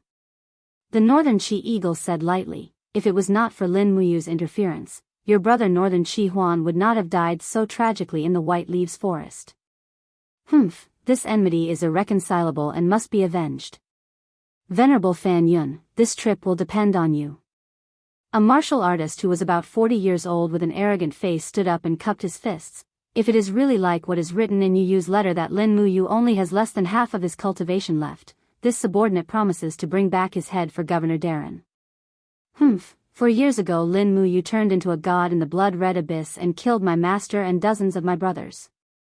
This blood feud will be avenged here. The Northern She Eagle nodded and said, if the Venerable Sir really kills Lin Muyu, I am willing to recommend you as the Chief Staff Officer of Lingnan Province. Thank you, Governor. Other than that, bring back Lin Muyu's stellar sword. Lin Muyu must have many treasures in his dimensional bag. The legendary Fushi's heavenly book may be among them. Once we find it, I will go with the Venerable Sir. All right. Not long after, under the protection of hundreds of cavalry, the Northern She Eagle and Fan Yun galloped out of Bailing City. The group looked serious and murderous. Crimson abyss, mountains and forests. It began to rain again. The rain pitter-pattered on the leaves. Lin Muyu held the unsheathed stellar sword as he sped along. Behind him, Li Mengye stumbled along. Immortal, wait for me. Immortal, wait for me. Lin Muyu suddenly turned around, his eyes revealing a cold glint. Don't follow me, I've said it before, since I can pick heavenly heart grass in this forest, then there must be other heavenly heart grass. I will go look for them myself, you don't need to send me off. There's a small path to the north that leads straight to the foot of the mountain. Take advantage of the fact that their people haven't caught up to us. Hurry up and leave. You're so weak. It would be a pity to die in this mountain. The girl hugged the heaven's heart grass, tilted her head and looked at him, saying, Then if I leave and they come to seek revenge, they won't be able to find me, and the immortals will be in trouble. Lin Muyu was annoyed and said, Didn't you say that I'm an immortal? Immortals are omnipotent, so it doesn't matter if they find trouble with me. But. The girl furrowed her brows and said, But the immortal doesn't seem to be able to defeat those people just now. Otherwise, the immortal would have already defeated the bad guy. Lin Muyu wanted to say something but stopped, his heart full of regret. He could feel the vast divine power in his body, but this power didn't seem to belong to him. He couldn't use it, as if it was something he had forgotten. Clenching his fists, he gritted his teeth and stared at the little girl. Anyway, hurry up and leave. Isn't your grandfather still waiting for you to treat him? Go, It's too dangerous here, not to mention those powerful people, even the wolves in the mountains can eat you. Look at you, skinny as a match, how much strength can your fists have? Hurry up and leave, don't drag me down anymore. But The girl's eyes were already brimming with tears, she said, But grandfather said that immortals are omnipotent, they are all good people who save the common people and help the weak, immortals can't just abandon me like this. Whoosh! Lin Muyu suddenly jumped in front of the girl, looking at her fiercely, his face full of annoyance. Power enshrouded his fists, stirring up the fallen leaves, but he still couldn't summon too much power. He said angrily, You see, this is all I can do, I can't beat them, I can't protect you, hurry up and leave, don't drag me down. But, you are an immortal living in the mountains. The girl looked at him with great grievance. Sigh, Lin Muyu gritted his teeth, Don't follow me anymore, I'll go find the heavenly heart grass myself to refine medicine to save people. Don't die in the mountains, this knife is for you to protect yourself, take the knife and leave. He raised his hand and pulled out a small demonic noise knife from his waist. At this time, Lin Muyu naturally didn't know that the demonic noise knife was a treasure. He directly threw the sharp knife into the rocks, piercing a few centimeters in. Ah! Li Menye's pair of beautiful eyes were full of joy. It's a treasure bestowed by the immortal. She used all her strength to pull out the knife, smiling as she said, Immortal, do you know how to refine medicine? Immortal, teach me how to refine medicine, okay? However, when Li Menye pulled out the knife and turned to look again, she only saw the figure of Lin Muyu leaping into the forest. The girl couldn't help but be disappointed. Holding the little demonic noise knife, she said, Immortal, you still haven't taught me how to refine medicine. I want to learn how to refine medicine to cure my mother's illness. Immortal, where have you been? At dusk, the rain stopped, and the sound of horse hooves could be heard in the forest. Northern Shihong raised his sword and rode forward. Master Fan Yun, you've come. Where is he? Northern Chi Eagle said coldly. It's right in this forest. Northern Shihong smiled slightly. My black feather is following him, in that direction, we can go there and capture him. There's no need to capture him, just kill him, Northern Chi Eagle lightly said. Lin Muyu is a sleeping dragon, if you can kill him in his sleep, then don't go looking for trouble. Someone, prepare the heavenly book embryo. If Fan Yin the Venerable is no match for Lin Muyu, use the heavenly book to keep him in check. First use the wind element lower level heavenly book, then use the earth element middle level heavenly book, and kill him in one move. Yes, sir. A group of guards all pulled out their sharp blades, and a faint divine light floated on all of their blades. A number of them were of the heavenly book grade. In the blink of an eye, 4 years had passed. There were many people in the land who could write heavenly books, and there were even more who could write earthly books. Earthly books were no longer rare. Presently, it was the world of heavenly books, and as the foremost heavenly book family in Lingnan, the Northern Qi Prefecture did not lack for heavenly book embryos. In order to kill Lin Muyu, Northern Qi Eagle took out almost all of his wealth, using all 5 heavenly book grade embryos he had written in 4 years. In the mountain forest, an agile figure climbed back and forth between the mountain rocks. It was Lin Muyu, who carried the stellar sword on her back. A faint Jinshi light lingered around her battle boots. Each leap left a shallow footprint on the mountain rocks. Unfortunately, although the spiritual energy in the mountain was abundant and medicinal herbs grew everywhere, she still did not see the heavenly heart grass. When she leaped up, she suddenly saw a black shadow circling in the air. It was a falcon. It seemed that he had been circling above her for a long time. Lin Muyu couldn't help but furrow his brows. This falcon seemed to have ill intentions. Had she already been targeted? In a moment of distraction, her feet slipped and she lost her footing. Her entire body immediately fell down the rock wall. Her right hand trembled. In a moment of desperation, she condensed a faint king's fighting flame. Her hand grabbed onto the rock wall like a sharp claw. Only then did she stop her body. Whoosh, whoosh, looking down at the bottomless abyss, she couldn't help but feel a lingering fear. If she had fallen down, she would certainly have been smashed to pieces. After all, she wasn't a real immortal. Right, she didn't even know who she was. Perhaps she really was an immortal. Looking at the faint king's fighting flame that lingered around her palm, Lin Muyu couldn't help but smile. Her naturally optimistic spirit was useful at this time. If she really was a god, then, she wouldn't be afraid of any mortal spying on her. At this moment, Lin Muyu glanced around and saw a green medicinal herb growing between the rock peaks. It emitted a faint fragrance. The appearance of this herb was very familiar. Yes, it was the spirit stone grass, a rare herb that could speed up the healing of bones. It was also the herb that the little girl had been looking for to heal her grandfather. That stupid girl, Lin Muyu smiled faintly and raised her hand to pick the spirit stone grass and put it into her bosom. If she could see the stupid girl again, she would give the spirit stone grass to her. However, in this forest of mountains, it would be too difficult to see her again. Kiki, the cries of the falcon in the sky became more and more mournful. Lin Muyu climbed up and stepped on a green rock. Looking up at the falcon, she frowned and said, "Who raised this feathered beast? I can't let it live." He picked up a small stone, slowly bent his body, and suddenly threw it. Whoosh! The falcon in the sky screamed and rolled a few times in the air. Flustered and exhausted, it flapped its wings and flew down. It was injured, but it didn't seem to be fatal. Count yourself lucky. Lin Muyu's lips curled up. Jumping up to another rock, she continued to look for heaven's heart grass. Hey you! At the bottom of the mountain, Northern Chihong frowned and said, "Master, it's not good. Hey you is injured. It must be Lin Muyu's doing. She has already discovered Hey Yu's existence." "Where is Lin Muyu?" "On the east side of the mountain." "Good. Full speed ahead." "Yes." After nightfall, Lin Muyu's search for heaven's heart grass was fruitless, so he could only go down the mountain.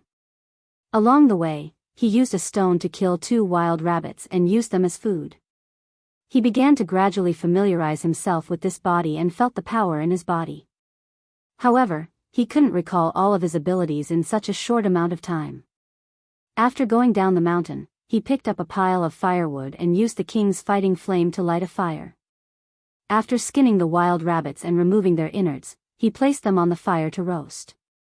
Then, he gripped the stellar sword and slowly used force to pull it out. However, the blade was completely sewn and could not be pulled out. "It can't really just be a piece of scrap metal, can it?" he said angrily. However, Lin Muyu was completely unaware that in the forest behind him, cold poisoned arrows were already aimed at him, waiting to be fired. The sound of bowstrings being pulled taut mixed with the night mountain wind. Northern She-Eagle stood in the forest in a black robe. Looking at the completely unaware Lin Muyu, he lightly said, "Release the arrows. Kill him." Chapter 627. Swoosh, swoosh, swoosh. The arrows rained down on Lin Muyu, catching her completely off guard. Her battle chi converged behind her, forming a suit of battle armor that deflected the arrows one by one. Clanging sounds rang out in the air.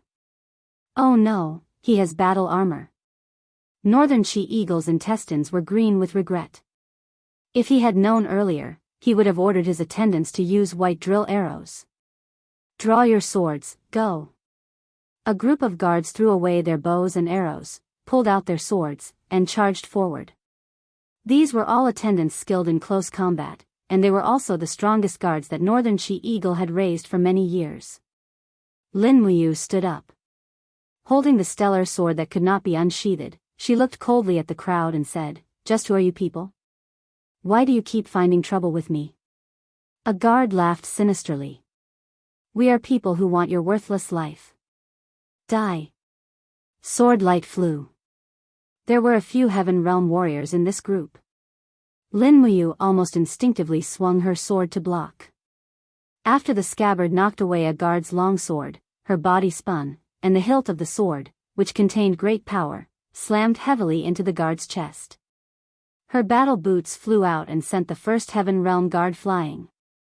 It was clear that Lin Muyu's strength was recovering. Northern Qihong's heart chilled.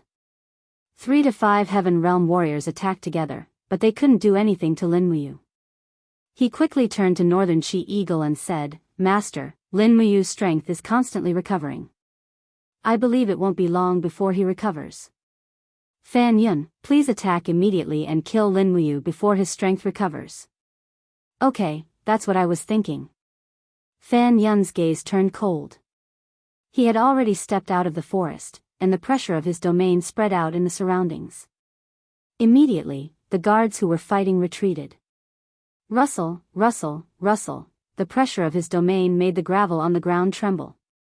Fan Yun walked toward Lin Muyu with his hands behind his back like an expert. There was a faint smile on his lips. "Lin Muyu, do you still recognize me?" "Lin Muyu? Who did you say is Lin Muyu? And who are you? Do you know me?" Lin Muyu felt as if she had grabbed onto a life-saving straw. Someone actually knew who she was. "Ha ha ha, of course I know you. You massacred my sect. I haven't settled this debt with you yet." Fan Yun's domain pressure became stronger and stronger. Finally, with a bang, the animal skin robe in front of Lin Muyu's chest exploded. This kind of animal skin could no longer withstand the pressure of Fan Yun's concentrated force field. Immediately after, the stones around Lin Muyu also exploded. Lin Muyu naturally didn't feel good either. His body felt like it was about to be crushed. Although he wanted to resist, he didn't know how to do so. He had already forgotten how to condense pressure to resist a strong enemy's force field. Pfft! After spitting out a mouthful of blood, Lin Muyu suddenly knelt down on one knee. However, she silently pulled out a small demonic noise blade from her waist and pressed it firmly into the grass. "Ha ha ha ha," Fan Yun stepped forward, his face full of arrogance. He raised his right foot and stepped on the back of Lin Muyu's head. His laughter became even more arrogant. "Ha ha ha ha. God, this is a god. Is this the god Lin Muyu revered by the Empire as a god? Ha ha ha, you are so weak. I only need to use a little bit of strength to crush you into mincemeat. Poor thing." But at this moment, Lin Muyu suddenly raised her hand and struck. The demonic noise blade slashed across Fan Yun's leg. Blood flowed. Fan Yun was caught off guard. His leg twitched in pain. Lin Muyu didn't say anything. Her left fist trembled. The king's fighting flame raged. She suddenly punched Fan Yun's chest and shouted, "Get out of my way." Bang! Under the heavy blow, Fan Yun flew back like a cannonball. He only stopped after smashing through a few large trees. Northern Qi Eagle, Northern Qi Ju, and the others were dumbfounded. "Heavenly Book, use the Heavenly Book." Northern Qi Eagle roared, "Heavenly Book of the Law of Wind." "Yes, Father." Northern Qi Ju raised his longsword. Divine runes appeared on the blade. In the sky, a divine power pierced through the clouds and descended. Immediately, the surrounding air seemed to condense. In the next moment, a storm raged around them. The wind blades were like knives, scraping against Lin Muyu's body. "Wah!" Lin Muyu let out a muffled groan. She knelt on the ground. The ground around her was cut open. Her battle armor was desperately gathering power to save her master's life. 10 seconds later, Lin Muyu was riddled with wounds. Her entire body was covered in wounds caused by the Heavenly Book of the Law of Wind. The small valley she was in was a complete mess. The grass had been plucked clean, and the ground looked like it had been cut by a knife. "Heavenly Book of the Law of Fire." Northern Qi Eagle shouted. One of the guards raised his arm. Divine runes revolved, and the power of heaven and earth was activated. Immediately, a rain of fire fell from the sky and began to burn the pitiful Lin Muyu. Ah, the scorching heat was enough to kill. Lin Muyu hugged his head and rolled around on the ground like a wild beast. He didn't know how to resist the power of the Heavenly Book. He couldn't think of anything. The Forgotten Realm was like a curse that imprisoned his cultivation. After the flames raged, Lin Muyu fell miserably in the sea of fire. Northern She-Eagle laughed coldly. He's done for. Someone, give me another heavenly book of the law of earth. Yes. A pillar of indigo light rose up into the heavens, and the earth tremored violently as a series of rock spikes erupted from the ground like the gaping maw of a gargantuan beast. Countless rock spikes struck Lin Muyu's body, and he was bleeding profusely as his suit of battle armor crumbled one after another. He was completely unable to withstand this fearsome power. All right, he's about to die. Northern She-Eagle said indifferently, follow me. Yes. When the power of the heavenly book disappeared, the rock spikes turned to stone powder. Lin Muyu collapsed in the stone powder. Northern She-Eagle walked forward and pulled out the Qingquan pouch from his waist. He reached into the pouch and finally pulled out a golden heavenly book. It was the legendary Fuxi heavenly book. It's the heavenly book. It's the Fuxi heavenly book left behind by the god Emperor Fuxi. I found it, I found it. Northern She-Eagle seemed to have found a treasure. He trembled with excitement. I found the heavenly book. Flipping open the heavenly book, lines of words immediately came into view. At this time, Northern Shi-Ji walked forward, pulled out his long sword, and pressed it against Lin Muyu's chest. Father, then. I will finish him off to avenge my second brother. Wait. Northern Shi-Ji flipped to the last few volumes of the heavenly book but couldn't see a single word. He couldn't help but say, this is a wordless heavenly book. I still have things to ask Lin Muyu. Tie him up and break his sea of energy. Yes. Northern Shi-Ji smiled slightly. The blade of his sword swept across and pierced through Lin Muyu's sea of energy. Immediately, Jinshi flowed out. Following that, he used the tough Nihility Ox tendon to bind him tightly. The Nihility Ox tendon was resistant to water and fire. It was a good material for bowstrings, but it was also excellent for binding people. The more one struggled, the tighter it became. It was impossible to break free. At night, everyone set up camp in the cave. They threw Lin Muyu into the innermost part of the cave. After splashing water on him, he still did not wake.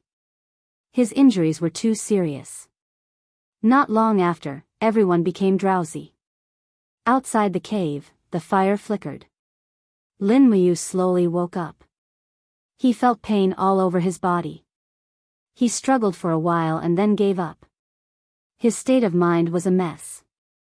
Fan Yin said he was a god, but how could a god be reduced to such a state? At this time, a rustling sound came from behind him. It was as if someone was cutting the Nihility Ox tendon binding him. Turning around, he saw a familiar face. It was that little girl, Li Mengye. Shoo, Li Mengye made a quiet gesture. She then held the little demonic knife that Lin Muyu had given her and slowly cut the Nihility Ox tendon. Fortunately, it was a sharp demonic knife. If it had been any other dagger, it would not have been easy to smoothly cut the Nihility Ox tendon. Patter, the Nihility Ox tendon broke one by one, but the closest guard was only a few meters away. Lin Muyu could not summon up any strength in his body. The remaining Jinshi in his sea of energy had all been drained. Li Mengye stretched out her hand and pointed behind her. In a small voice, she said, there is a cave in this cave. We'll crawl out from here. Be quiet, immortal. At this time, when Lin Muyu heard, immortal, he immediately felt it was particularly ironic. If he really was someone, why would he need a girl who had no strength to truss a chicken to save him? Li Mengye acted as Lin Muyu's walking stick. Supporting him, she slowly slid into the cave. They followed the cave for about 1 or 2 li and immediately appeared on the other side of the mountain range. Immortal, we're safe. The girl happily spun around on the grass. She waved her hands and feet as she took out the sky heart grass from her waist. Immortal, I'll give this to you. You need it so much. No, I'll get it myself. Immortal is so stingy. The girl pouted. Lin Muyu thought of the sky heart grass. Unfortunately, it had already been crushed by the heavenly book of the law of wind. Otherwise, she could have given it to the girl to treat her grandfather. At this moment, a torch suddenly flickered in the distance. The sound of horse hooves rang out. Northern Cheese Eagle, Fan Yun, and the others had caught up. Hurry up and leave. I'll hold them off. Lin Muyu opened his hands, but he could not summon up any strength. Li Mengye widened her eyes in panic. Immortal, we can't escape, can we? The warhorses came very quickly. In the blink of an eye, the people of Northern Qi had already surrounded the two of them. You still want to leave? Humph, this little girl is really a hindrance. Fan Yun snorted coldly and suddenly opened his palms. An invisible force whistled through the air. Immediately, Li Mengye was caught in Fan Yun's hands. Her face flushed red. She whimpered, Immortal, save me, he's an immortal. Fan Yun could not help but laugh. He's just a useless piece of trash right now. No, an immortal is omnipotent. Li Mengye argued loudly. How annoying. Fan Yun suddenly swung his arms. Suddenly, Li Mengye's body crashed into a distant tree, and there was no sound. You! Lin Muyu gritted his teeth.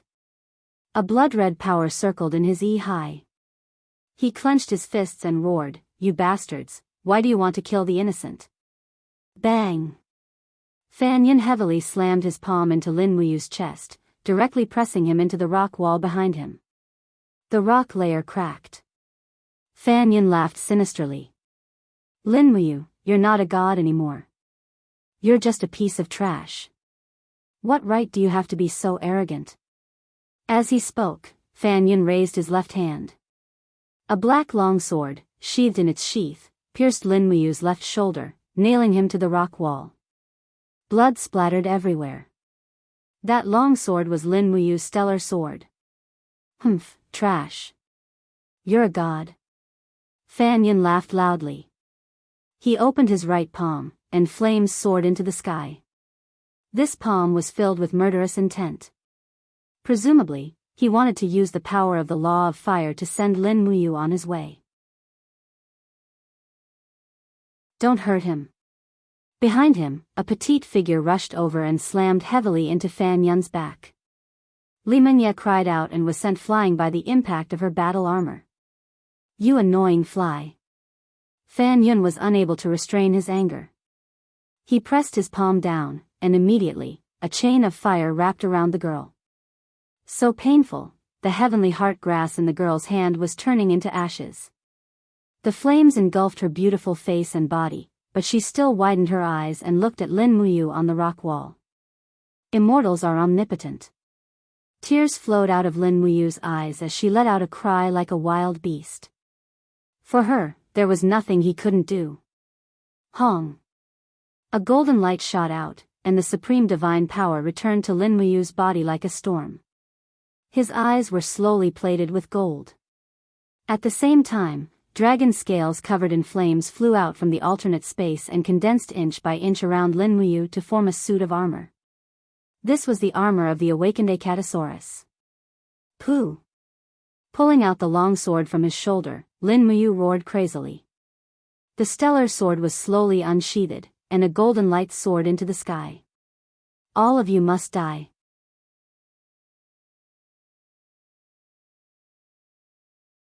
Chapter 628. Heavenly Realm, Pond of Illusion.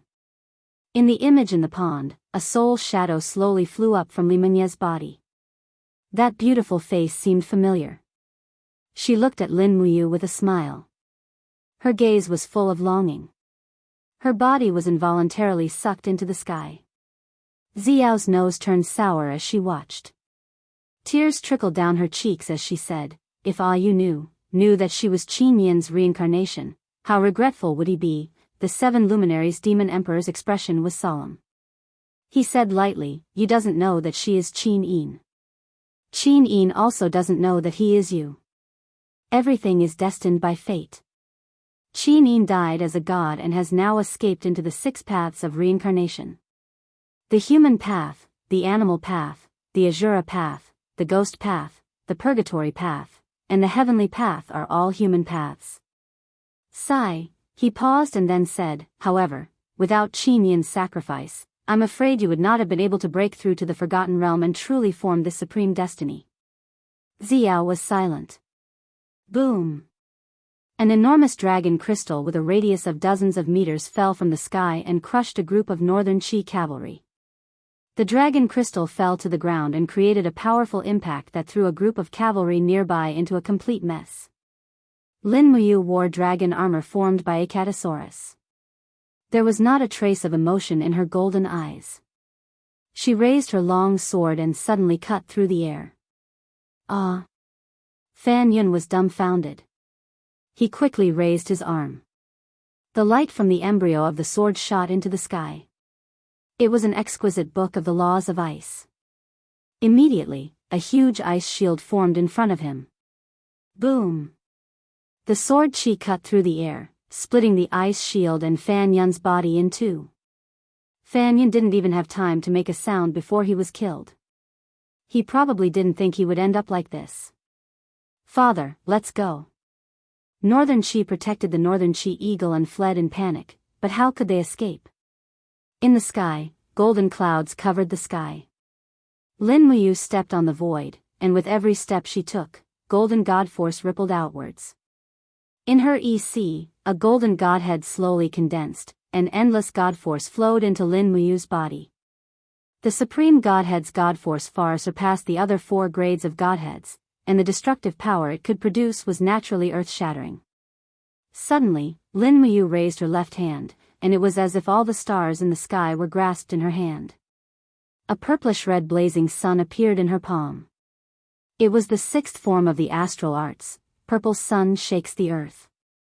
Lin Muyu had been in slumber for 4 years, and the Supreme Sovereign Personality had also been dormant for 4 years.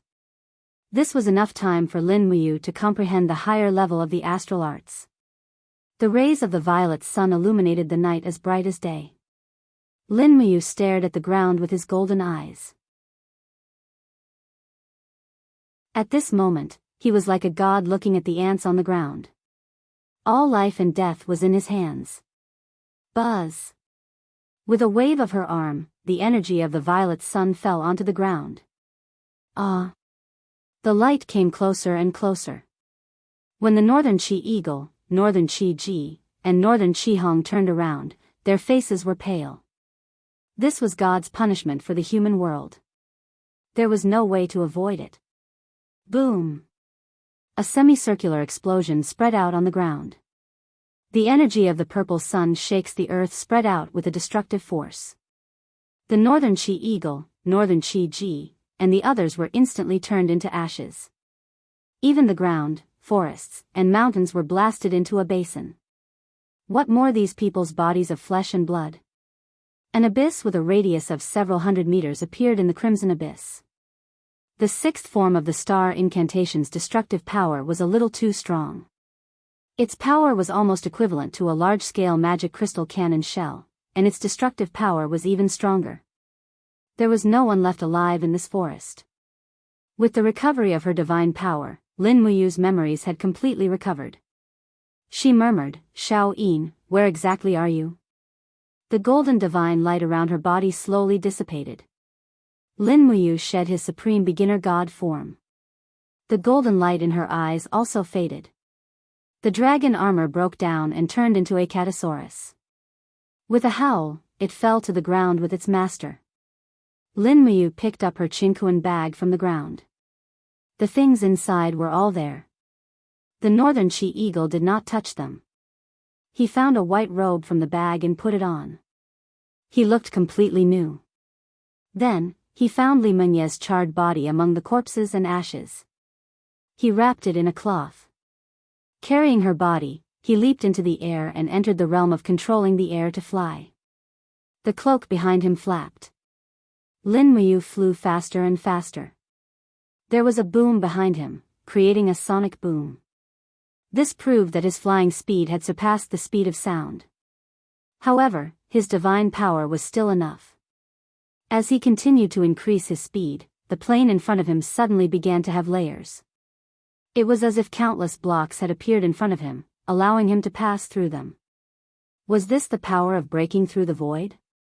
The power of the fourth dimension. Swoosh! In the blink of an eye, he had already appeared 20 miles away. This was probably the furthest teleportation distance that a cultivator at the first level of the godly state could achieve. In the middle of the night, Lin Muyu descended from the sky and landed in the quiet town. According to what Li Mengye had told you earlier, her home should be here. Lin Muyu carried Li Mengye's body and slowly walked through the town. Finally, she met a night watchman. She asked respectfully, "Sir, may I ask, where is Li Shu's home?" Li Shu? The night watchman raised his lantern and found the 3 shining stars on Lin Muyu's collar. He was immediately scared out of his wits. Those who could have 3 stars were at least high-ranking officials of the general rank. He had never seen one. However, he did not know that Lin Muyu was the Qin king of the 3 kings. Otherwise, he would have fainted. Li Shu, it's the last family on this street. It's the family of Qingmu sect. Oh, thank you very much. Lin Muyu carried Li Mengye's body and walked straight to the house. As expected, there was a house with a green door. Li Shu's leg was injured. He did not knock on the door and jumped into the yard. He knocked on the door of the hut and said, "Is anyone there?" "Who is it?" Li Shu woke up from his sleep. Lin Muyu said, "Li Mengye, she passed away. I'm here to send her home." "Ah, my granddaughter, the old man rolled down from the bed and stumbled to open the door. He saw Lin Muyu carrying Li Mengye's burnt body. Lin Muyu was wearing the armor of a high-ranking military officer. There were even golden purple flowers on her cloak. However, the old man no longer had any respect for her. He recognized Li Mengye's face and knelt on the ground, crying. Lin Muyu also knelt in front of Li Mengye's body and said, "Old man, she was a good girl. She was killed by the bad guys to save me. Don't worry. I'll take care of you for the rest of your life." As she spoke, Lin Muyu took out a gold note and slowly placed it on the ground. "This is 100,000 Jinin coins. It's enough for you and Mengye's mother to live for the rest of your life. When I return, I'll send someone to bring you to live in Lanyan City in the capital. Can this money buy back Mengye's life?" The old man's voice trembled. "No." Lin Muyu's heart ached. She knelt to the old man and said, "I'm sorry. I'm sorry. I didn't. I couldn't protect Mengye and let her die." Who are you?" "My name is Lin Muyu." "You?" The old man was terrified. You're the Qin king, Lin Muyu?" "The Qin king? Maybe." Lin Muyu said lightly. "The Qin king. He has ascended to become a god." Are you a god?" "I think. Yes. My god." Li Sui quickly stood up to help Lin Muyu. "A god shouldn't kneel to a mortal." I can't accept it, no." Lin Muyu said, "Humans and gods are one. There's no difference at all. Old man, I've wronged Mengye. I hope you can forgive me. But I've already killed the person who killed Mengye. I've avenged Mengye." "That's good." Li Sui's voice trembled. "Your Highness, you're the hero who defeated the demons. If it weren't for you, Lingnan would have become the demons' territory. You saved the world and humanity. You don't have to feel guilty about anyone. Mengye. It's her honor to die for your Highness." "No, she didn't have to die for anyone." Lin Muyu bowed deeply again and said, "I'll be leaving soon. Please take care, old man." Soon, the valiant Dragon Legion will send someone to pick you and Mengye's mother up to live in Lanyan City. You won't have to worry about food or clothing for the rest of your life. "Thank you, Your Highness." The old man kowtowed again. When he looked up, he found that Lin Muyu had already stepped into the void and disappeared in the wind. The old man was dumbfounded. He murmured, "Is that a god?" After forming the supreme godhead, Lin Muyu had already sensed that Qin Yin's aura was no longer in the Crimson Abyss. Even her godhead fragment had disappeared with the passage of time. There was no longer any need to stay in the Crimson Abyss. However, he heard that Tang Xiaoxi was not dead, so the most important thing was to find Tang Xiaoxi and find out what happened back then. Moreover, Tang Xiaoxi's fate was unknown, and that worried Lin Muyu. He still believed that Tang Xiaoxi would not betray Qin Yin, just like how Qin Yin believed the same. There had to be a reason for everything. After finding out from the countryside that Feng Jixing was guarding Lingnan Sunset City, Lin Muyu flew through the night towards Sunset City.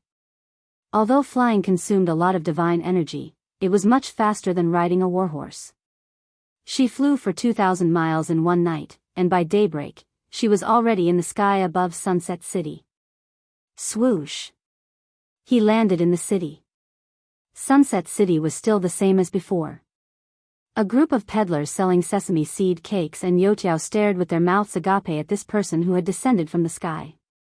Everyone knew that even Saint Realm experts were unable to fly. There were only two types of people who could descend from the sky. One was a birdman, and the other was a god.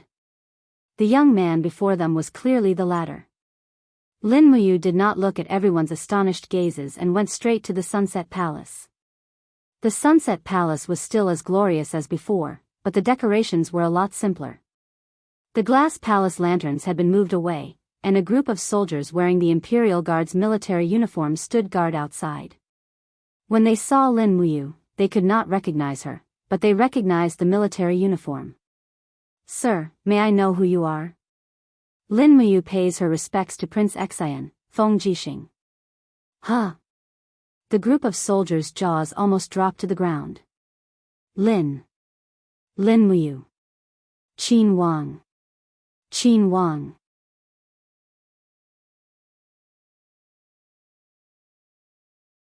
Chapter 629. The signboard of the Sunset Palace had been changed to Prince Xian's manor. In a pavilion deep in the manor, the guards had all been sent away. A person was sitting on the ground in the pavilion, and streams of divine heaven realm profound strength circled around his body. A faint golden glow appeared on the surface of his body. This was the outward appearance of a descending arhat at the 7th level of the Vajra physique. This person was none other than Feng Jixing. Huh! Feng Jixing opened his eyes abruptly. His spiritual senses had already sensed an extremely familiar aura approaching. However, it was different from the original aura. This aura was indistinct and contained a vast power source of righteousness. It seemed to be Lin Muyu's, but it was not the original Lin Muyu. Feng Jixing was stunned for a moment. He flipped over and stood up, not even taking the wind slasher saber that he had placed on the tiles. With a single leap, he leaped out several tens of meters, heading straight for the outside of Prince Xian Manor. Outside the manor, a group of guards were kneeling, all of them wearing respectful expressions. Before them was Lin Muyu. For years had passed in the blink of an eye, and Lin Muyu's disposition and power had undergone a tremendous change. Even Feng Jixing could not tell how strong she was. Right now, Lin Muyu was like an abyss that had existed for 10,000 years. She did not reveal her abilities, but she was calm and composed. With a flash, Feng Jixing hugged his good brother. He was extremely agitated. "I thought that you had already died in the Crimson Abyss." Lin Muyu smiled and said, "How could that be?"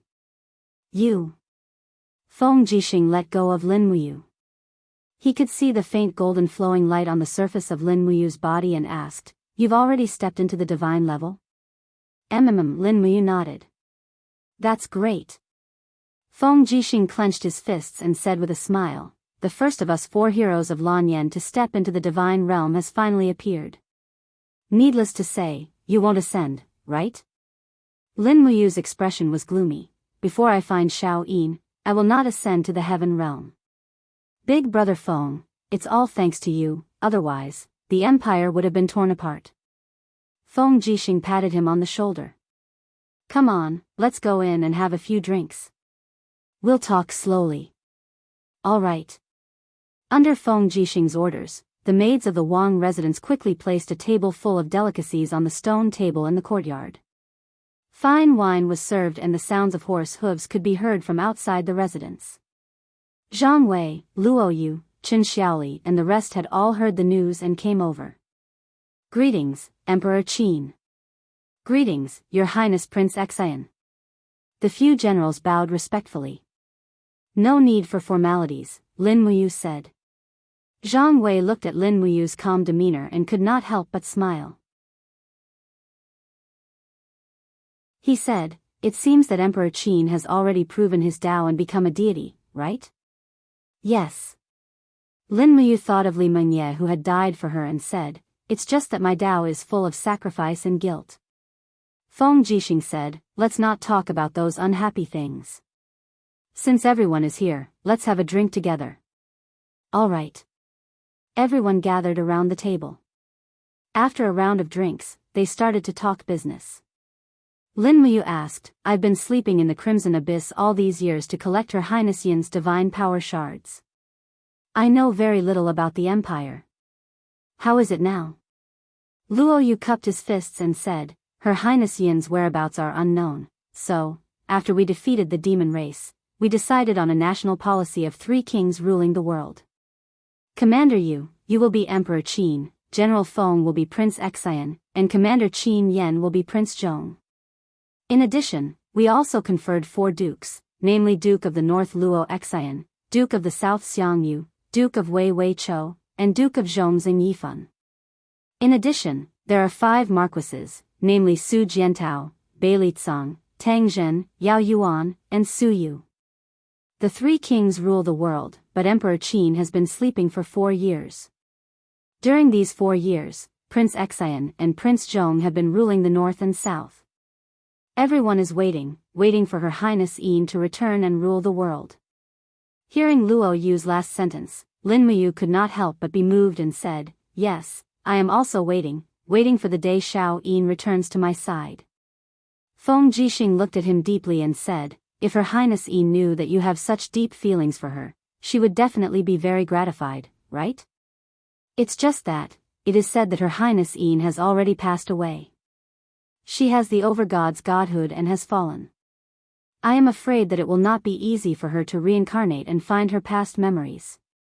I will not give up." Lin Muyu murmured, "I will definitely bring Xiao Yin back to my side. What are your plans next?" Feng Jixing smiled and said, Yen is guarding Lanyan City. He is well versed in martial arts, but he is quite clumsy in governing the country. Fortunately, Su Yu is assisting him, so Lanyan City can be maintained without chaos. But this is not a long-term strategy. You should return to Lanyan City to take charge of the overall situation. The Empire needs you. Before Her Highness Yin returns, you should guard this country for her." Lin Muyu did not express his opinion and asked, "How is the situation with the demon race?" "Xianfeng has retreated to Tongtian province. He is afraid of the power of the magic crystal cannons, so he is on the defensive. Our spies are unable to enter Tongtian Gorge, so we are unable to find any news about the demon race's fairies' capital." "What about Shaoxi? Is there any news about Shaoxi?" "I have been sleeping in the blood-red abyss for so many years, but I have not sensed the slightest trace of Shaoxi's aura. She must still be alive. Someone saw that Princess Shi was captured by the Demon Emperor and the Sage Master. Perhaps, Princess Shi is in the demon race's fairies' capital now," Zhang Wei said. "What?" Lin Muyu stood up in shock. "Shaoxi is in the fairies' capital? It's just a possibility," Feng Jixing emphasized.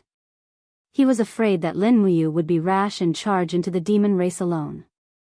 This was not a good thing. Even though he had already stepped into the god state, if the Demon Emperor, the Sage Master, and Xianfeng joined forces, the chances of Lin Muyu winning were not high. "I know, which army is in Lingdong province. Duke Wei Wei Chou is in charge of the Longdan army camp and is guarding Lingdong province." "Yes." At this moment, Lin Muyu had already made up her mind that Lingdong province would be her home. After all, Qin Yan and Qin Yin had been guarding Lanyan City for 4 years. It would not be good if she replaced them. Moreover, Ling Dong was closest to the demon race. Instead of waiting aimlessly for Qin Yin to appear, she might as well make use of this time to exterminate the demon race. Although the demon race was strong, Lin Muyu had stepped into the godly state as a supreme being. She exuded a natural domineering aura, as if the entire world was within her reach. "Let me go back to Lanyan City with you first," Feng Jixing said. "Many people want to see you. Yao, Yan, Su Yu, Great Deacon Guyang, and the others have all been worried about you for 4 years. You should go back to Lanyan City first and announce to the world that the Qin Queen, Lin Muyu, has returned. This will also make the people's hearts lean towards you, right?" "Okay." Lin Muyu was not in a hurry. She nodded and said, "We will set off after this drink. Help me find a fast horse." "No need. I have kept your mount, Treading Snow, with me. Now that she is fully grown, she is very fast and can be said to be the best horse in the world. I will bring her to you later." "Really? That's great." To Lin Muyu, Treading Snow was very special. Treading Snow was born from Tang Xiaoxi's mount, Snow Pear, and it was given to her by Qin Yin. It was very meaningful. Qin Yin disappeared in the sky above the crimson abyss and did not leave anything for her. Treading Snow was one of them. After eating and drinking, Feng Jixing arranged 1,000 light cavalrymen to escort him and Lin Muyu to Lingbei province. In fact, these guards were unnecessary. After all, between Feng Jixing and Lin Muyu, one was in the Saint Heaven realm and the other was in the first heaven of the God state. In the whole continent, only they could bully others. Who would dare to bully them? Zhang Wei, Luo Yu, and the others were left to guard Lingnan. In addition, Lin Muyu ordered Zhang Wei to personally lead hundreds of cavalrymen to Bailing City to pick up Li Menye's grandfather and mother. They would settle down in Lanyan City and make good arrangements. This was what he owed Li Menye. Even though he could not make up for it, at least he could feel at ease. In the blood-red abyss, a wisp of soul slowly floated in the air. It was Li Menye's soul. The little girl's body gradually grew and matured, turning into Qin Yin's appearance. Her memories returned to her high like a clear spring. Looking at the lush forest, Qin Yin suddenly let out a painful cry. She already knew that the immortal not long ago was Lin Muyu. Her heart was filled with unwillingness. It would be good if she could call him, but unfortunately, she could not do it. Fate played tricks on people. Bang! A blood-red door suddenly opened in the air. 2 ferocious-looking gods rushed out. One was holding a pipa, and the other was holding a spear. They shouted, "Qin Yin, the time for reincarnation has come. What are you still waiting for?" Qin Yin looked at them with her eyes wide open. She was very scared. "You? Who are you?" "The 2 of us are the people who will escort you to reincarnation. I am Qin Ming, and he is Yu Wu. We are the gods of reincarnation in the heaven realm. Come with us. Your next reincarnation is about to begin." "No, I won't go. I want to stay here." Qin Yin shook her head repeatedly. Her beautiful face was full of tears. She said, "I can't. I can't leave brother Yu alone in this world." Qin Ming's eyes flashed with a hint of respect. He said, "Lin Muyu has the sovereign latent personality. He will be one of the future rulers of the heaven realm. You don't need to worry about his future. You should worry about yourself." In the 6 paths of reincarnation, each has its own Tao. Your first reincarnation was achieved by sacrificing yourself. You have passed the test. However, there are still 5 more reincarnations. Once you pass all of them, you will be able to re-establish the sovereign latent personality. Cut the crap. Come with us." Qin Ming suddenly plucked the strings. Suddenly, a sound wave rushed straight at Qin Yin. "You!" Qin Yin opened her palm. A golden light shot up into the sky. A heaven dragon crystal flew straight at Qin Ming. Boom! Although Qin Yin's over-god godhead was already broken, the broken godhead was still extremely powerful. It actually forced Qin Ming to retreat continuously. Qin Ming flew into a rage out of humiliation and said, "For hundreds of thousands of years, I have absorbed countless souls, but I have never seen a soul as powerful as yours. Very well, I will show you the power of my 9 demons array. Yu Wu, get ready to capture her." Yes. Qin Ming suddenly plucked the strings. Suddenly, the sound waves spread out in all directions. Rays of golden Xian energy emerged around Qin Yin. They were like ropes binding her tightly. Qin Yin struggled with all her might. The giant heaven dragon crystal guarded her body. However, she was still no match for the power of a god. The heaven dragon crystal shattered. At this time, Yu Wu thrust the spear in his hand. The bells around the spear shook violently. In a blink of an eye, Qin Yin's soul was sucked into the spear. Then, he swung the spear and Qin Yin fell into the darkness. Lights and shadows flew everywhere. Qin Yin was terrified. She saw birds and fishes appearing in the tunnel. She could hear the bellows of elephants and the roars of lions and tigers. One of the 6 paths, the animal path.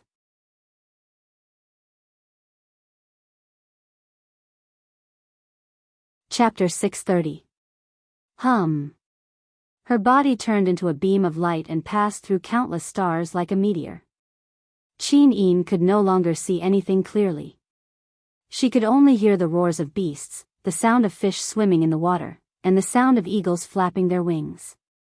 After an unknown amount of time, a thick fog suddenly appeared in front of her. After passing through the fog, she saw countless animals roaring on the ground, and the beam of light that Qin Yin had turned into shot into the body of a green bird with a whoosh. Boom! Qin Yin's eye felt like it was about to explode. When she opened her eyes again, she was surrounded by darkness. She tried to use her palms to touch the space in front of her, but it seemed that she had lost her palms. What replaced them was a pair of tender wings. Her sharp beak involuntarily pecked at the hard shell in front of her. With a snap, a beam of light shone in. At this moment, she understood that she had already reincarnated into a bird. Coo, coo, outside the eggshell, a huge bird was right in front of her, looking at her with loving eyes. It was a cyan swan, a bird that was good at fighting in the air. An adult cyan swan could even kill a goshawk that was larger than itself. In the sky, apart from dragons, cyan swans were the overlords of birds. At this moment, a hissing sound came from not far away. It was a giant python with spots all over its body. It was a flower iron python, a highly poisonous python and one of the overlords of the jungle. Kiki, Mother Green Swan screamed loudly, slapping hard with her wings and pecking hard at the flower iron python with her beak. However, the scales of the flower iron python were very thick, and it was a flower iron python that was more than 3,400 years old. It had become one of the spirit beasts, and Mother Green Swan had no cultivation at all. Obviously, she was no match for it. Hiss! The flower iron python abruptly bit Qing Hu's mother's leg and dragged her with its body. Qing Hu's mother screamed in agony, and her eyes were filled with love and pity when she looked at Qing Hu before she died. Qin Yin whimpered. The last memory and consciousness disappeared with the death of Mother Green Swan. At this moment, she forgot who she was again. All she knew was that she was a bird. Hiss! The flower iron python swallowed Mother Green Swan in a few bites, then slithered its huge body closer. The little cyan swan struggled out of the eggshell, but there was nothing it could do. It could only look at the giant creature in horror. Whoosh! Arrows whistled through the air, piercing through the flower iron python's head. The big guy let out a muffled groan and slid down the tree, landing in front of a group of people. These people were all wearing military uniforms. Their uniforms were covered with armor, and their collars were adorned with shining golden stars. One of them got off his horse and kicked the flower iron python's body. He said with a smile, Duke Wei's archery skills are truly one of the best in the world. To think that this 3,000-year-old spirit beast couldn't even withstand a single shot from you. Ha ha ha. The one riding on the warhorse was none other than Wei Chou. He put away his demon-devouring bow and said, I didn't think that there would be such a venomous python in the bitter cold of Lingdong province. When we return to camp, tell the people in the Spirit Fire Department to be careful not to be attacked by the python. This 3,000-year-old spirit beast python eats people. Yes. At this time, Situ Sun looked up at the tree branch and said, Duke Wei, there seems to be a nestling on the tree. Oh. General Sun, go and take it down. Okay, then you have to treat me to a drink. Bah, I asked you to take a bird's nest, and you want a free meal. I really look down on you. Haha. Situ Sun jumped onto the tree trunk, held the bird's nest, looked at the young green gourd, and said with a smile, This is a newborn cyan swan. What should we do? Stew it tonight? It won't be enough. Situ Shui couldn't help but laugh and said, Brother, that's enough. Quickly take down the cyan swan. This cyan swan is a rare bird. It flies fast and is aggressive. As long as it is trained well, not only can it serve as a messenger bird to deliver letters, but it can also be a bird of prey to intercept and kill messenger birds. Why, sister, do you want to raise it? Situ Sun jumped down and handed the bird's nest to Situ Shui. TSK, look how cute it is. Situ Shui teased the little bird and said with a smile, Duke Wei, give this cyan swan to me. I want to raise it. Wei Chou waved his hand and said, General Shui, if you want to raise it, then raise it. Anyway, you have the final say. I can't stop you if you want to raise it. Anyway, since Commander Yu fell into a deep sleep in the bloody abyss, you and your sister have become lawless. Just don't raise a mammoth in the camp. Huh, look at what you said. Mammoths have a big appetite, we can't afford to feed them. Heh, let's go back. Today's hunt is over. It seems that there are no traces of the demon race within 50 miles of the steel wall. Qianfeng has decided to stay dormant. Well, that grandson, Humph, Wei Chou turned over and mounted the horse. He pulled the reins and turned back to look in the direction of the bloody abyss in the southwest. He couldn't help but sigh and said, I don't know when the Lord will wake up. If the Lord wakes up, we can launch a counterattack. Yeah, my star's secret art has been stagnant. No one can guide me. Although Wei Chou was already regarded as one of the famous generals in the world, he still didn't dare to underestimate the enemy and advance rashly. The 200,000 Longdan army camp equipped with excellent magic crystal cannons didn't dare to enter Tongtian province. The only reason was that he was afraid of the scheming Qianfeng and the demon emperor. In front of a real commander like Qianfeng, Wei Chou still lacked confidence. Otherwise, he would have attacked long ago. The weather in June was slightly sultry, but Lanyan City was increasingly prosperous. Carriages of rare minerals and cloth were being transported into the city. The Zine Flower Merchant Association's flag was hung on the carriages, making them very eye-catching. Jin Xiaotang personally led a group of guards to the city gates to welcome them. This batch of resources was too important to the Zine Flower Merchant Association. Lin Muyu had been in a deep sleep for 4 years, so there was no one to provide the Zine Flower Merchant Association with top-notch weapons, medicines, and weapon embryos.